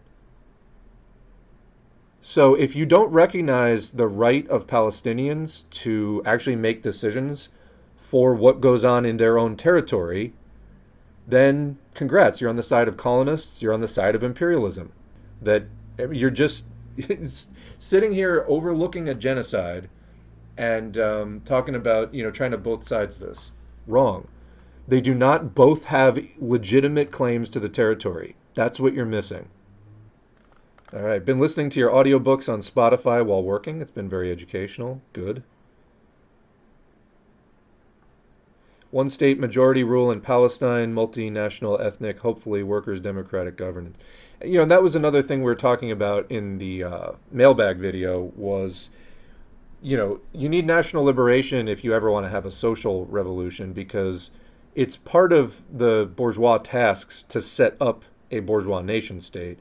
And then once that is done, it's the job of the proletariat to carry out social revolution. But if you don't set up the nation state, that's not possible. So what we have seen in places like China or Vietnam, etc., as part of national liberation movements, there are large socialist contingents within the National Liberation Coalition, so that when the national liberation is successful, they can hopefully guide it directly towards, more or less directly, towards social revolution. But yeah, trying to somehow carve out Palestine out of, the many examples of national liberation struggles of the 20th century is just wrong, is what it is. Another comment, the problem is that capital created a state to support their interests in the Middle East, Israel, and then shipped in European and American settlers to occupy it, who, again, by the way, Jewish people, they didn't want in Europe and the U.S. I mean, Jewish people in the U.S., to some extent, are able to better pass as sort of part of the white dominant culture now. But, many of the more flagrant anti-Jewish prejudices are no longer allowed, even among sort of the upper class. There would be, country clubs that wouldn't allow Jews in and things like that, even up through the 70s and on. But then, as far as the experience of working class Jewish people, which is the majority, there's been, various anti-Jewish prejudice. There was, of course, the KKK and lynchings. So, there's a long history of very pronounced anti-Jewish prejudice and flat-out persecution in the U.S. and basically pogroms. You look at things like the KKK would do. That has been suppressed to a certain extent, and there's been some more assimilation of Jewish people into the U.S. at this point. But, the prejudice still lingers in certain places more than others. There's some places where having a Jewish population there is just more of a regular thing that people don't think about. And then there are other areas of the U.S. where if you're Jewish, you'll stick out like a sore thumb and people really will be horrible to you. So, that does persist. So you think that a country like that is really going to be, some friend of the Jewish people. It's insane. No, they sent them out there to go help conquer the Middle East for them. So it's win-win. No matter who wins, if the Israelis win, then great, there's an outpost of UK-US imperialism. If they lose, great, fewer Jewish people. That's how they think when, you're a racist colonial imperial power. So, just try being logically consistent and things start lining up pretty easily. All right. An immediate return of the land to the people that were living there is the bare minimum. Yeah, that would be the actual decolonial thing. If they decide to then remove their oppressors, that is up to them, and that isn't our call. We support self-determination for all people here. The reality is that's not what most decolonial efforts entail. there probably would be a place for non-hostile, non-belligerent Israelis. The problem, I think, now is of Israel's own doing, and I think that they deliberately made it this way. They've created an Israeli population that largely is so hateful towards Palestinians and Arabs generally that they would never be able to coexist. You'd have to like completely re-educate these people in an anti-racist way to stop being Jewish supremacists, to stop being anti-Arab racist. And because they're so fucking racist that, trying to integrate now, they just have to keep pushing forward with the violence because their population demands it at this point. And how do you even make a lot of the Israelis integrate? They literally believe God wants them to, like, kill all the Palestinians. I'm very curious to see if Politsturm responds to my criticism or if they will be self-critical. Self-criticism is very important to understand how Marxist an organization is. Yeah, we're trying to do social science here. If you're wrong and other people are pointing it out, just like in chemistry, just like in biology, you have to relent, otherwise it's not serious. I did reach out to them through social media messages. Before I published it, I said, hey, by the way, heads up, I'm going to be publishing a video that was critical of this article, and just wanted to let you know that that is coming. It's not just me, it's like most of my audience was like, what the hell is this article? And they said, okay, thanks for letting us know. By the way, if you had any questions, you could ask. And I said, it's not really a matter of questions. Like, I thought the article was very clear. My only question is, like, I think you're, like, why? Because I think that the reasoning and evidence presented was not good. It didn't line up, so. Yeah, so talking about in a single state of, like, Palestine, if all the Israelis stayed, wouldn't the Israelis be able to outvote the Palestinians? Keep in mind, though, also, there's a large diaspora. There's a lot of Palestinians who live outside of Palestine right now because of, conditions, and they haven't been allowed to return. So keep in mind, like, if it did open up as, a locally run and managed territory, you would have a lot more people coming in that would not be Israeli. And again, the Israelis are a supremacist, extremely hateful population by and large. There are some more kind of socially liberal and tolerant Israelis, but like it's pretty fucking fascist, honestly. All right, I lost part of the chat there, but moving down to what part I do see. Libertarianism in practice resulted in slavery in the Congo and Somalia. Yeah, but see, libertarians can't think that far ahead. They're oblivious socially. They don't think social science is a real thing, and they just want to think about short-term profits only. And I think they lack the kind of critical thought required to think about something as complex as social structure, especially like historical development of society over time. What we call historical materialism, that is like the essence of Marxism. That's something that goes right over their heads. I've talked to very, quote, smart people, in STEM and things like that, people I know that could not fight their way out of a wet paper bag when it comes to understanding society. They can tell you all about, microbiology or whatever, but just never took the time. I don't know if it's, partly out of personal social shortcomings or some chip that they have on their shoulder against, maybe they were, didn't have a lot of friends in school or something. Like, I don't know what, they sort of are pissed off at society, but not understanding society isn't going to get you very far. You're going to remain immature and really stunted and unscientific in your understanding of society and history. So what you're saying, goober duck, is not true. None of the countries in the USSR wanted to be in the USSR. That's completely wrong. And so you can look up on Sputnik. Let me look it up. There was a referendum near the end of the USSR of what people wanted to do. 76% did want to stay in the USSR. There were a few countries that did vote against it.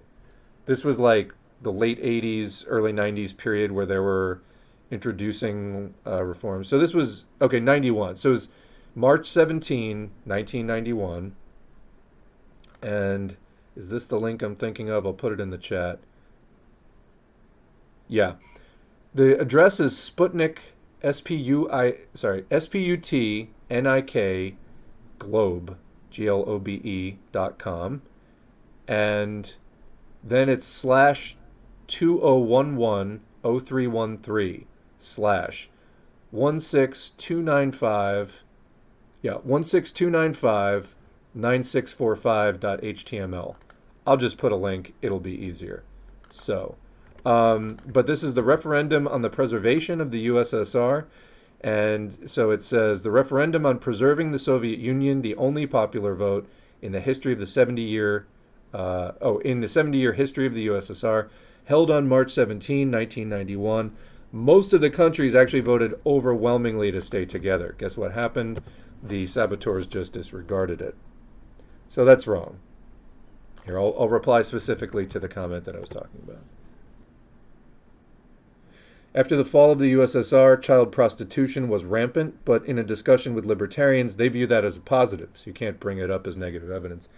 Yeah, I mean, I was watching some other thing the other day. It was like an 18-minute video. I couldn't get past 4 minutes of it, talking about how the world is actually like more peaceful today than ever before. So the chart that they used of armed conflicts only went back to 1940, okay, for one thing. But also, a lot of the violence occurring in the world today is not in traditional battlefield form. It will be social murder and things like a dramatic decrease of lifespan in the USSR after it was destroyed, when the basic economic supports of human life collapsed. And that was directly part of international class struggle and espionage. So that was war. That was an extension of the Cold War, and it actually resulted in mass death, but not in your sort of traditional battlefield kind of way. So again, getting people to think beyond the narrow scope of bourgeois thinking is a challenge, but it's one that we have to, keep up with. Are we discussing capitalist financial ideas? I don't even really know what you mean by that. We're completely opposed to capitalism at this point. Capitalism has outlived its historical usefulness. It's completed the tasks it needed to complete. In terms of development, we must move on from capitalism now. By the way, housing and prisons need to be understood as two sides of the same coin. What will empire do with its reserve labor force? So the army of the unemployed. Prisons and policing is the solution for capitalists. Agreed, that's definitely part of the neoliberal turn. And that's why the playlist that we have going on the channel, and we will keep adding to, is the Homeless Industrial Complex playlist, because homelessness and all of the different institutions that serve to manage homelessness, including the police, including shelters where they exist and other things, they're part and parcel of the neoliberal economic order, because the people who run this system and profit from it have to manage the system, have to try to ensure its survival and administrate it. And according to them, not everybody gets housing. If the people who run society and are currently in charge of society wanted, as part of their system, to give everyone housing, they would do so. This is, the reality that we see is reflective of the will of the ruling class. So you don't see something, it's because the people who run society don't care or actively don't want it. And housing for all is definitely not part of the proposition. So, but they have to do something, and so there are different things that they do to manage the homelessness situation. And policing is a big part. There are other things as well. On the topic of fighting for class interest in housing, while handing out flyers for a petition against the rising rents, there were a few landlords that were like, no, I want to raise the rents. I mean, that's what they do. That's what they do, and I'll tell you, they don't win a lot of friends along the way. That is against the interests of the overwhelming majority of the population.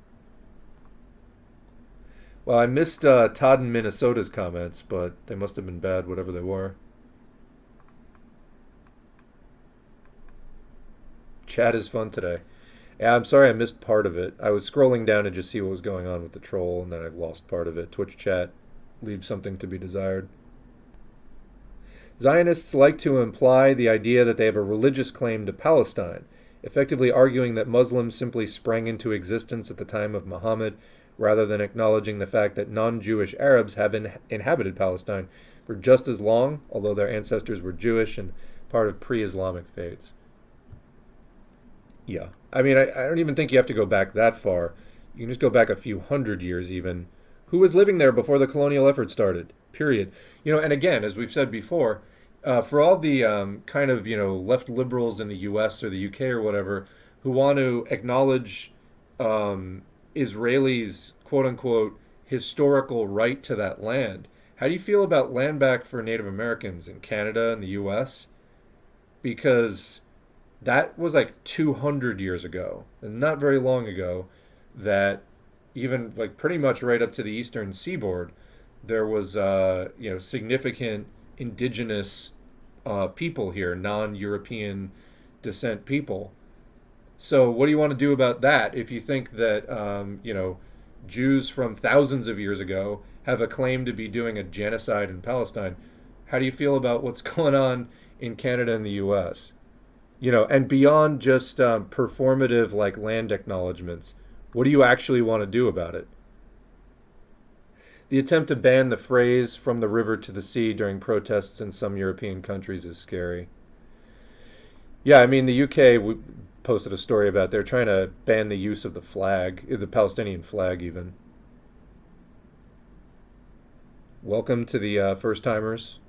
I'm seeing some typing in the chat, but welcome to anybody else who's new to the live streams. It is prophesied in the Bible that zombie Jesus come back when the Jews are all in Jerusalem, so he can send them to hell for being Jewish. But if you're against the genocide of Palestinians, you're being anti-Jewish. Yeah, that's another whole dimension of this, is like the Christian Zionists that want to support politically the resurrection of Israel because it plays into their end of the world, apocalyptic religious beliefs. Just throwing that out there, that exists. Talking about taking in refugees, there's been tons of Ukrainian refugees here in Europe, which is understandable. Obviously, you want to get out of a war zone. But while these are welcome, anybody from the Middle East has trouble getting in, staying in faces discrimination. Yeah, that is called racism.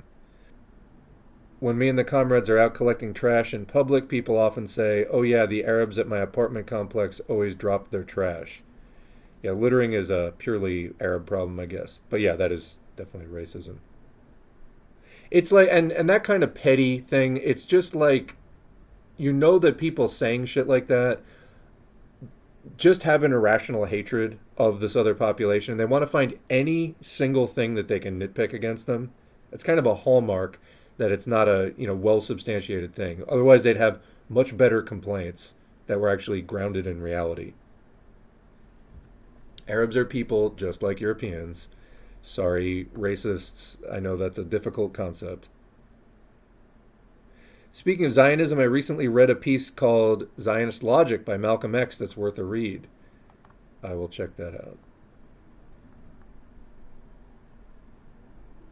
It's crazy how the Operation Paperclip country is the one who is the, quote, closest ally of a Western-created, quote, Jewish state. It's so many layers of anti-Semitism.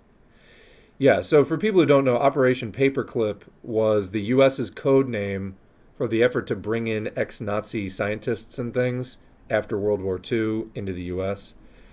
And so it's weird how like the country taking in all these Nazis is also like the biggest supporter of the most pro-Jewish country in the world.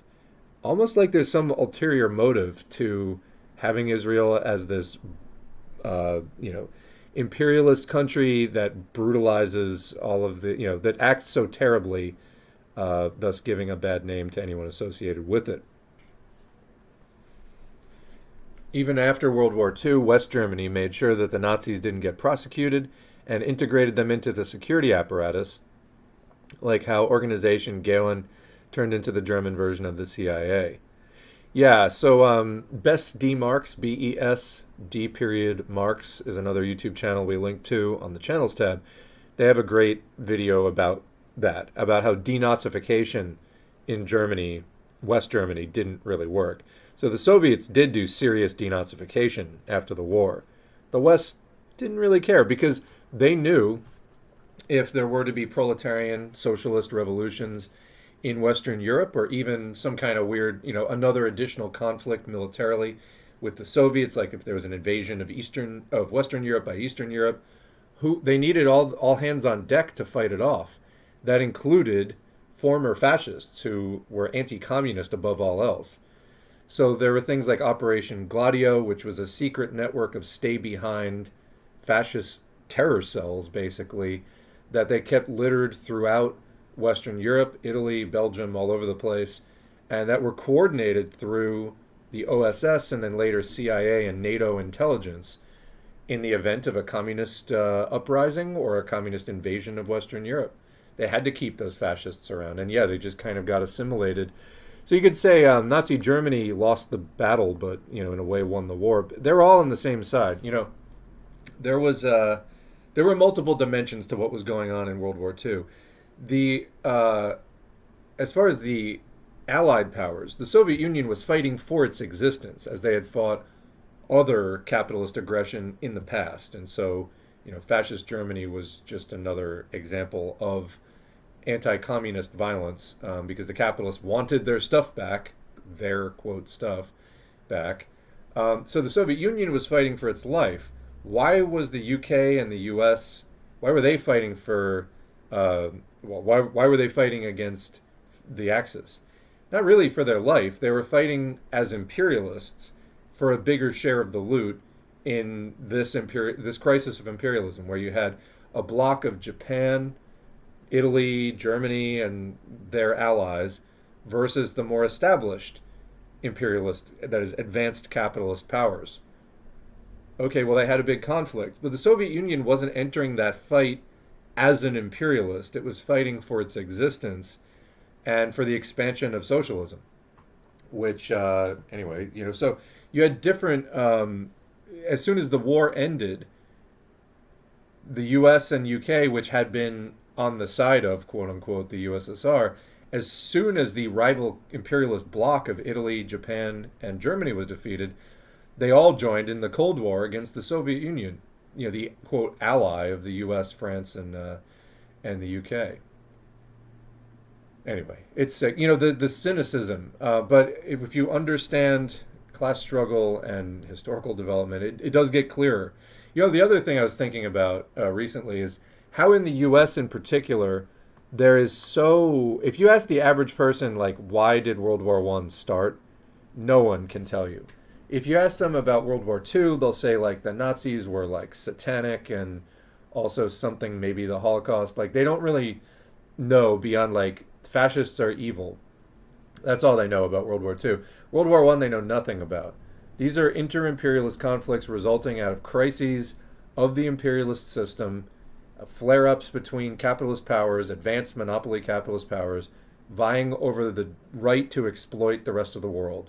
They're fighting with each other over who's going to be at the head of the table, and that's what it's about. The trolls were really like, oh, well, how come no one wants to answer the questions I'm asking? And then they just deny whatever you say with no evidence. Yeah, this is sea lining. When you just keep like asking for more and more and more and more evidence on a completely bad faith basis, that's sea lining. Libertarians do it a lot. It seems internationalism died after the USSR. Like, when was the last time aid was sent between any country, unless it's guns for Israel? Yeah, so we'll read more, like I was saying, in the Hoja piece about his criticisms of, even in the 70s, the USSR was still funding things, but he felt that they were funding national liberation movements in a way so as to render them less effective. But we'll read some of that stuff to consider it, though. But certainly after the 90s, I mean, it disappeared. And that's one of the things we were talking about in that mailbag video, was in the coalition for the national liberation of Palestine. You had secular and left-wing organizations. You also had more right-wing and religious organizations that were all united in, maybe not a desire for social revolution, but in the more short-term desire, the prerequisite desire for national liberation. And what happened is, especially after the destruction of so first what happened was China, under Deng Xiaoping, stopped funding national liberation movements so much because they didn't want to unduly piss off their new would-be trade partners of the U.S. and other imperialists. So they stopped funding national liberation movements so much. And then, 10 or so years later, the USSR was gone completely. So this left a real vacuum of support for the left wing of coalitions like that, and it opened the door for the more Islamic fundamentalist right wing of those national liberation coalitions to take the lead. So like the second biggest group, Fatah, is more secular and left wing, and Hamas actually pushed them out partially by force in the 2006-2007 reshuffling in Gaza. So, there's some pretty dirty politics even on the inside of the coalition, and part of the reason for the decline of the secular left wing is not just because Israel helped fund Hamas, which they helped Hamas get set up in the first place, but also because the lack of support for secular left-wing movements. Do you have any good resources on helping people break away from rigid gender roles? This is in regard to what we were talking about last week. I don't know what the person you're talking about really needs to hear. I don't know where they're starting from. I don't know if people listening to this, either in this chat or on YouTube, have good resources on, quote, helping people break away from rigid gender roles. If you could provide more information, I think that would be helpful, because I don't really know from that what is needed. So one of the trolls was calling people cultist because they were told to study. Just like if you showed up to a chemistry class and started shouting out random stuff, people would say, did you even read the book? And then they're accusing people of being in a cult. No, this is science, and if you haven't caught up with the readings, you're not going to know what we're talking about. And it is projection. People confuse it with religion because, it's projection. They don't understand science. They don't understand consensus and building upon the scientific advancements that have already come before. And this is partly a failure of the education system. Then the Nazi Otto Skorzeni worked for the Israeli state. I don't know that particular name. Yeah, the USSR did take Nazi scientists too. However, they also had a much more rigorous denazification process. It's not even close. They're not comparable. Animal exploitation under capitalism is horrific. I've been vegetarian for a very long time. And I think a lot of people deliberately keep themselves in the dark. Go watch actual videos of, there's a very graphic one called Earthlings. Watch what goes on in the animal industry and, tell me if you can still support it. Anyway, I've been vegetarian for a very long time, and I think people should pay more attention to the exploitation of animals. People have used animals for a very long time throughout human history. That's partly out of sheer necessity, which no longer largely exists. As development increases, there's still places in the world where reliance on animals for work and things like that still does exist. But as development advances, that decreases more and more. Also, the need of animals for food decreases more and more. People are like, oh, that's just because of industrial agriculture. Yeah, but we have that and it works, and so you can live on an all plant diet very easily actually now, and we have the technology to support that. So there's not really the same need to rely on animals either for work or for food that we used to do.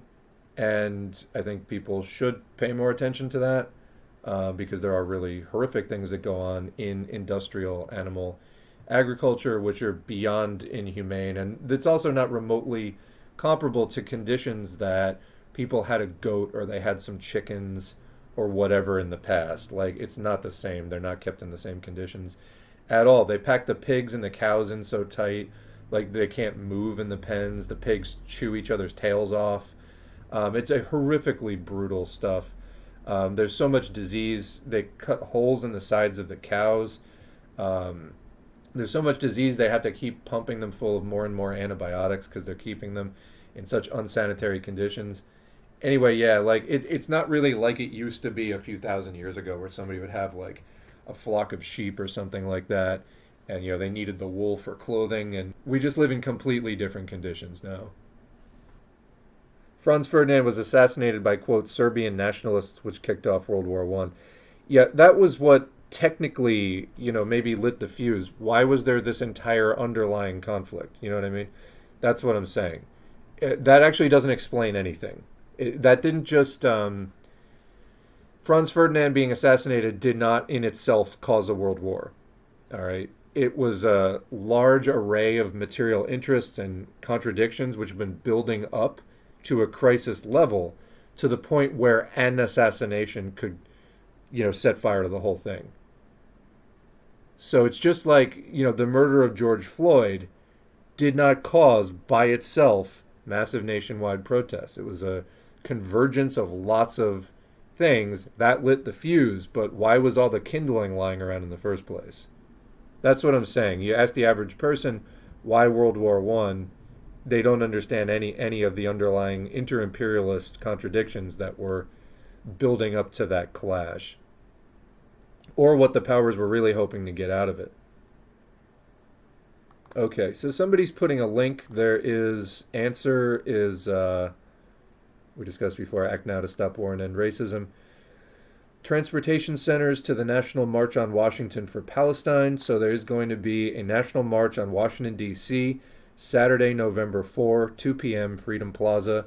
Now is the time to stand with the besieged people of Palestine. Israel, with the full backing of the U.S. government, is carrying out an unprecedented massacre in Gaza. Thousands of Palestinians are being killed with bombs, bullets, and missiles, paid for by U.S. tax dollars. So I'll give you this. This is much better than their bizarre stance that they were trying to take, kind of pro-Russia stance with the Ukraine war. Again, it's just a much more clear-cut question.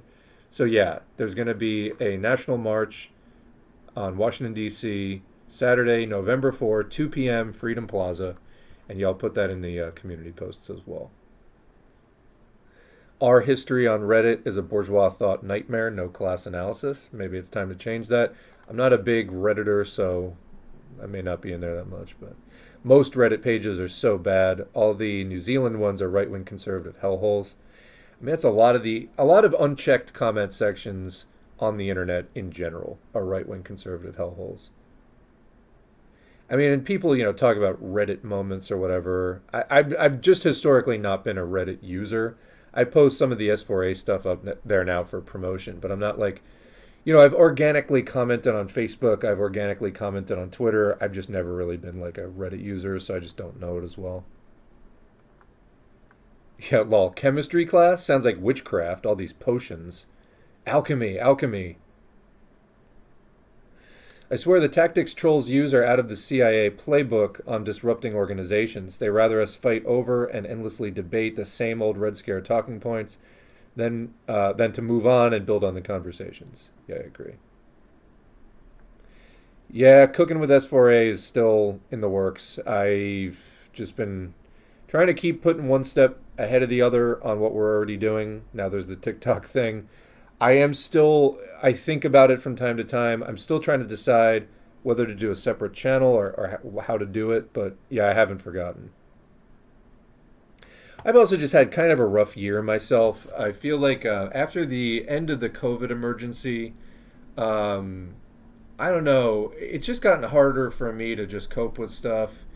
I don't know. It's just been a rough year. I feel like I'm not at the same mental capacity that I was even back in the spring. So I don't know. I'm trying to get my mojo back. I'm not really sure what it is, to be honest, but I haven't been feeling like launching a new channel. Let me put it this way, or even starting a major new project on the channel. I can kind of barely keep up with what I have been doing. So it's been a rough year. And again, the first half of the year, not so bad.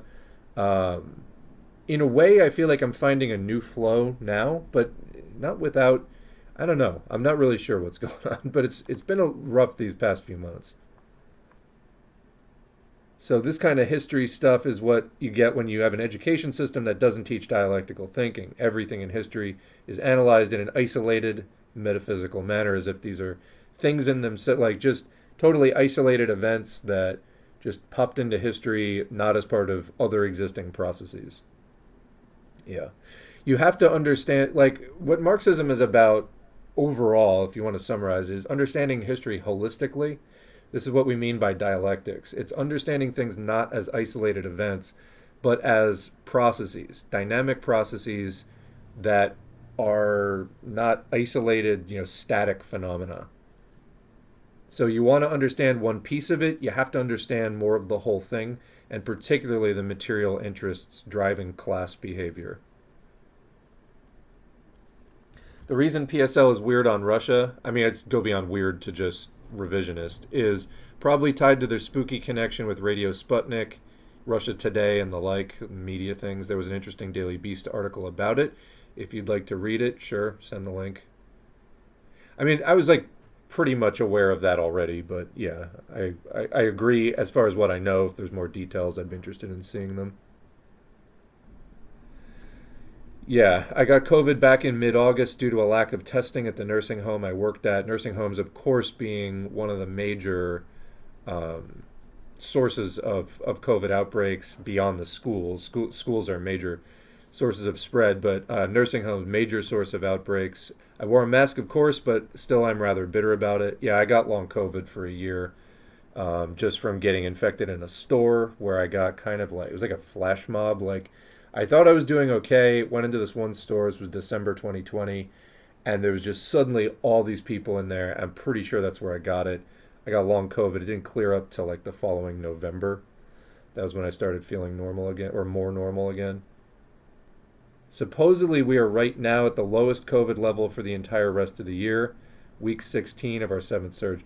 So you mean, it's not that we're at the lowest level of the year, because we had a lower level back in the spring and summer.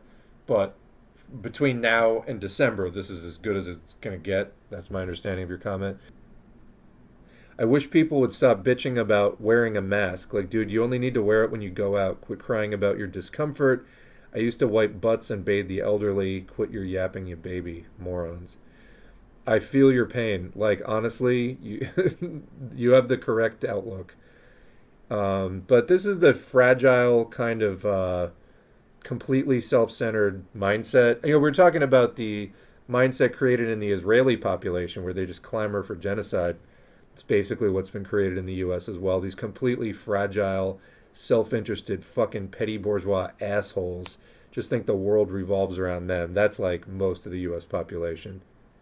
Now, we're going to change that and give people proletarian class consciousness instead, but just acknowledging that's like very real. And I feel like especially you go back to like the older Gen X and Boomer generations, the conditions they came up in, just drilled that into their heads like so much. It still boggles the mind that the same people who won't wear masks self-diagnosed, self-medicated with horse dewormer. It's hard to forget that brain rot take. Well, yeah, it's like the same people are like, COVID is a bioweapon released by the Chinese. Oh, okay, so you're going to wear a mask against it, right? No. Okay, I see an inconsistency. It's almost like you're just making things up that make you feel good in the moment, but have no long-term logical consistency. Oh yeah, I've also heard the smoking cigarettes to kill COVID real life take. Now, forgetting the fact that cigarette smoke is full of particulates and inflammatory compounds that will, make you more prone to respiratory illnesses and just physically damage your lungs, and in addition to being carcinogenic and all that other stuff. But yeah, people are like, the cigarette smoke will kill the virus. Man, you managed to work in like vaccine denial, pandemic denial, and pro-smoking messaging. Like, you win the libertarian like trifecta award. That was like, it's like if this was like Scrabble, that'd be like the triple word score. Honestly, bonus points. Wow. Wearing masks at work is such a conversation starter for me. Even without COVID, there's good reasons to wear one. Absolutely. I wear one in most scenarios now, including even going out for like some kinds of exercise. Because, exercise-induced asthma is a thing, by the way, especially, in areas that have more pollution, more particulate matter. Busy roads have all kinds of like tire dust and brake dust floating around, as well as the exhaust. There's all kinds of stuff. I mean, just also other allergens in the environment you don't necessarily need to be breathing in. Whether or not you have particularly strong allergies, yeah, you don't need to be breathing in all the particulate matter out there.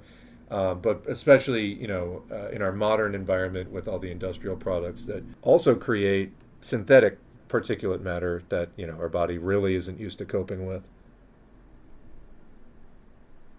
Talking about somebody who's apparently had COVID 3 times, was recently diagnosed with Lyme disease. I suspect he just had long COVID. I mean, it could be both. There's no reason why he couldn't also have Lyme disease. But yeah, long COVID has a lot of those same kinds of chronic fatigue, like random pain.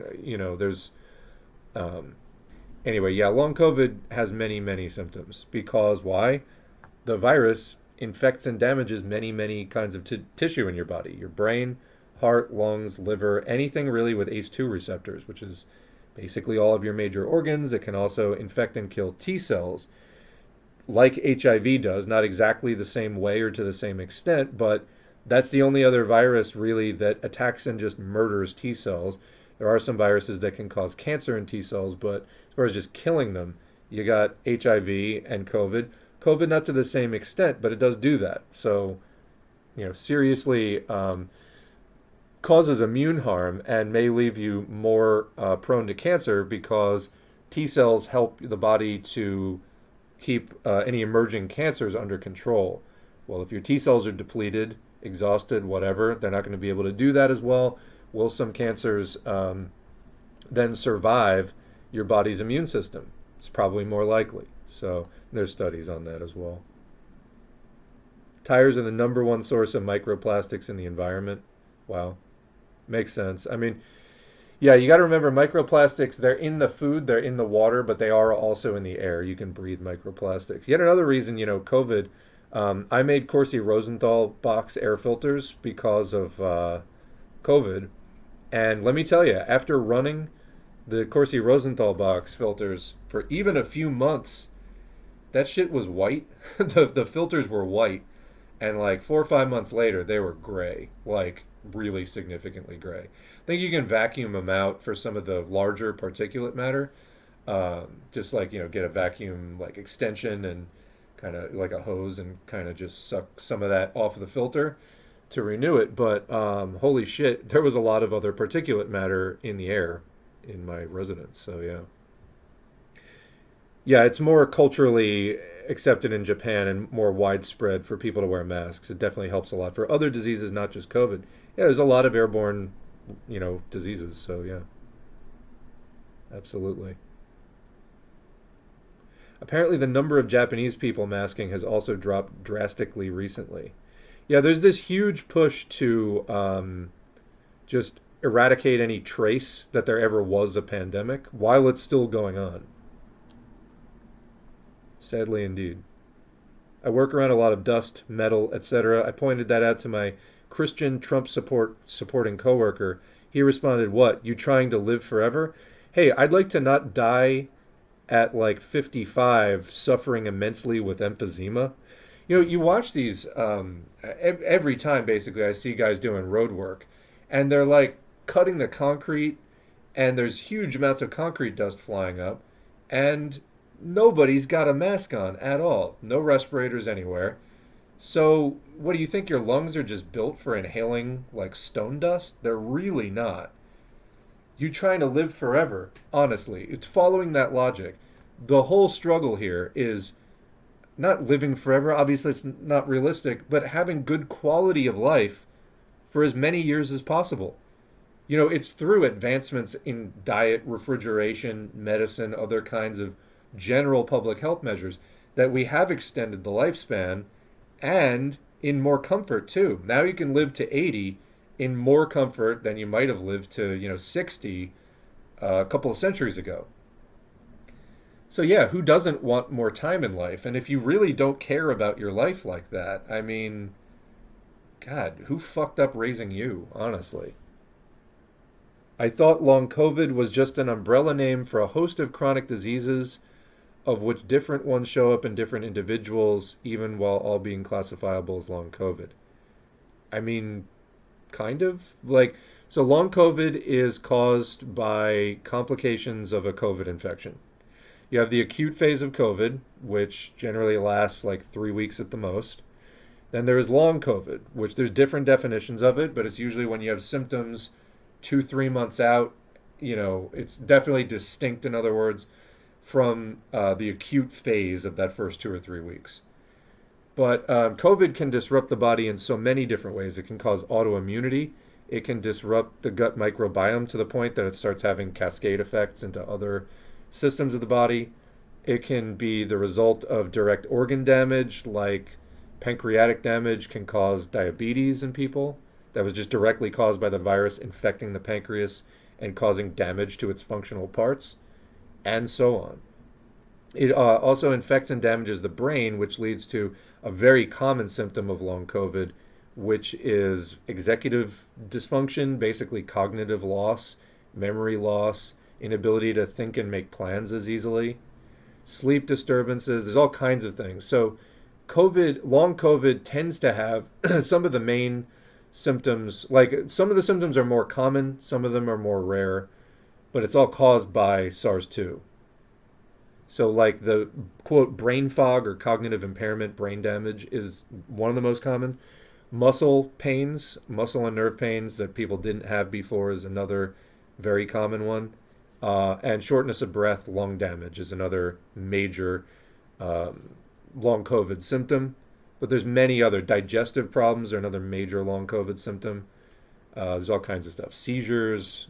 Yeah. So long COVID manifests differently in different people depending on how SARS-2 affected your system. But there's also commonalities to the way that long COVID manifests. It's not their right to make me die from preventable diseases at age 45. Absolutely. What else do you have if not your lifespan? I mean, honest, in the end, you have your health and how many years you live. That's your basic. Without that, you don't have a life. You don't exist. That is the basics of your existence. Your lifespan, your quality of life. It's the fundamental thing we're trying to protect in the end. It's not just microplastics either. I work in the water treatment industry. There's a lot of talk about PFAS. Yeah, in a very early stream, we talked about how there's now PFASs in the rainwater detectable everywhere on Earth. And I understand they cause birth defects and things like that. So now there's forever chemicals, so-called, because it's extremely difficult chemically to remove them from the water. Or they don't also break down by normal geological or biological processes on the Earth. So once they're out there in the environment, nothing currently is evolved to break these chemicals down. So they are toxic and they can just keep circulating and causing biological harm. So this is, we're kind of drowning in our own garbage, and capitalism is not going to solve this problem. It's not going to solve the climate crisis. It's not going to solve the pandemic. If it could solve these problems, it would solve them. It can't. It can't solve these problems because it hasn't. It would be in its interest to solve those problems. It can't do it. So apparently the Intercept.com has a good series on PFAS chemicals. Yeah, the bombing of Gaza can also be understood as an ecological disaster. Even the survivors can have chronic lung disease and cancers from all of the things, just dust. Because remember, what's a building made of? Is it just purely non-toxic chemicals? No. There's all kinds of heavy metals and things that are being pulverized, turned into powder, and released in the air. So even if you don't get hit by the bomb or a piece of wreckage doesn't fall on you, you're still breathing in all kinds of toxic compounds. I'd love to interview that guy as he's dying of a respiratory disease. I wonder if he'd be, this is the what are you trying to live forever guy, I wonder if he'd be as blasé. I think he'd just be in full denial, because you saw that in COVID in 2020, 2021. There were stories of nurses putting people on ventilators as they're about to die, trying to keep them alive. And they're like, you're dying of COVID. We have to put you on this ventilator because you can't breathe on your own. And the people were saying things to them like, I can't be dying of COVID. COVID isn't real. And these are the last words they ever said before the ventilator went on. and a lot of them didn't survive. But there, people insisting that, oh no, I caught pneumonia from wearing a mask. It's COVID. Yeah, just, I don't know. A lot of those people are not around anymore. Some still are. I have a feeling that there's a lot of people who did get cut down to size by repeated COVID reinfections who maybe aren't quite as loud about it anymore. I know somebody was like a chain smoker, did get COVID, almost died, and they don't deny it anymore. You don't want to see that happen, but it's like people are just, I think, socialized to be so arrogant, and just reality is what we decide it is going to be. Reality is what we say it's going to be. No, it isn't. No, it isn't. And, you're pretty far gone if you have to get that knocked on your ass to just take care of yourself and like heed reality. If you survive, Capitalism doesn't solve problems. It only cares about making record profits. I mean, there are things that capitalism has improved in terms of, introducing development that has improved lives. Marx and Engels talked about this even in the founding documents of Marxism, like Principles of Communism. The problem is it reaches a point where it cannot progress any further. And we're at that point. And for additional, really to just survive into the future as a species, we must end capitalism. Must, simply must. It's taken the improvements of life as far as they can go. And right now it's creating problems and maintaining them just for profit, because that's what it has to do to maintain itself. So we have to make a choice, the system or us. There was still asbestos in the giant door I sat next to when I worked as an archivist at a museum. They couldn't remove it because it was attached to a load-bearing wall, yeah. So in other words, they couldn't disturb the wall because the ceiling might collapse. Not just microplastics, even old material that is known to be hazardous is still around. Yeah, asbestos is still in some older buildings. That was actually an issue with 9/11. The World Trade Center was full of asbestos. So when that building got pulverized, which is, again, not really a thing that happens just because of, a plane crashed into it, those buildings were turned into dust. There was dust and neatly cut sections of steel beams. That's what was left after the Twin Towers blew up. But yeah, that was laden with asbestos as well. So that's what was in all of that stuff that was being, blown by the wind all over New York and surrounding areas then, as one example. All right, well, we've caught up with the chat today, and I think we're going to leave it there. I was glad we got some COVID discussion in because we haven't really talked about that. I've been taking a break on COVID, and when I was saying like it's been a rough few months, I feel like part of it is because I haven't been as engaged on pandemic stuff and keeping up with the news on that as much.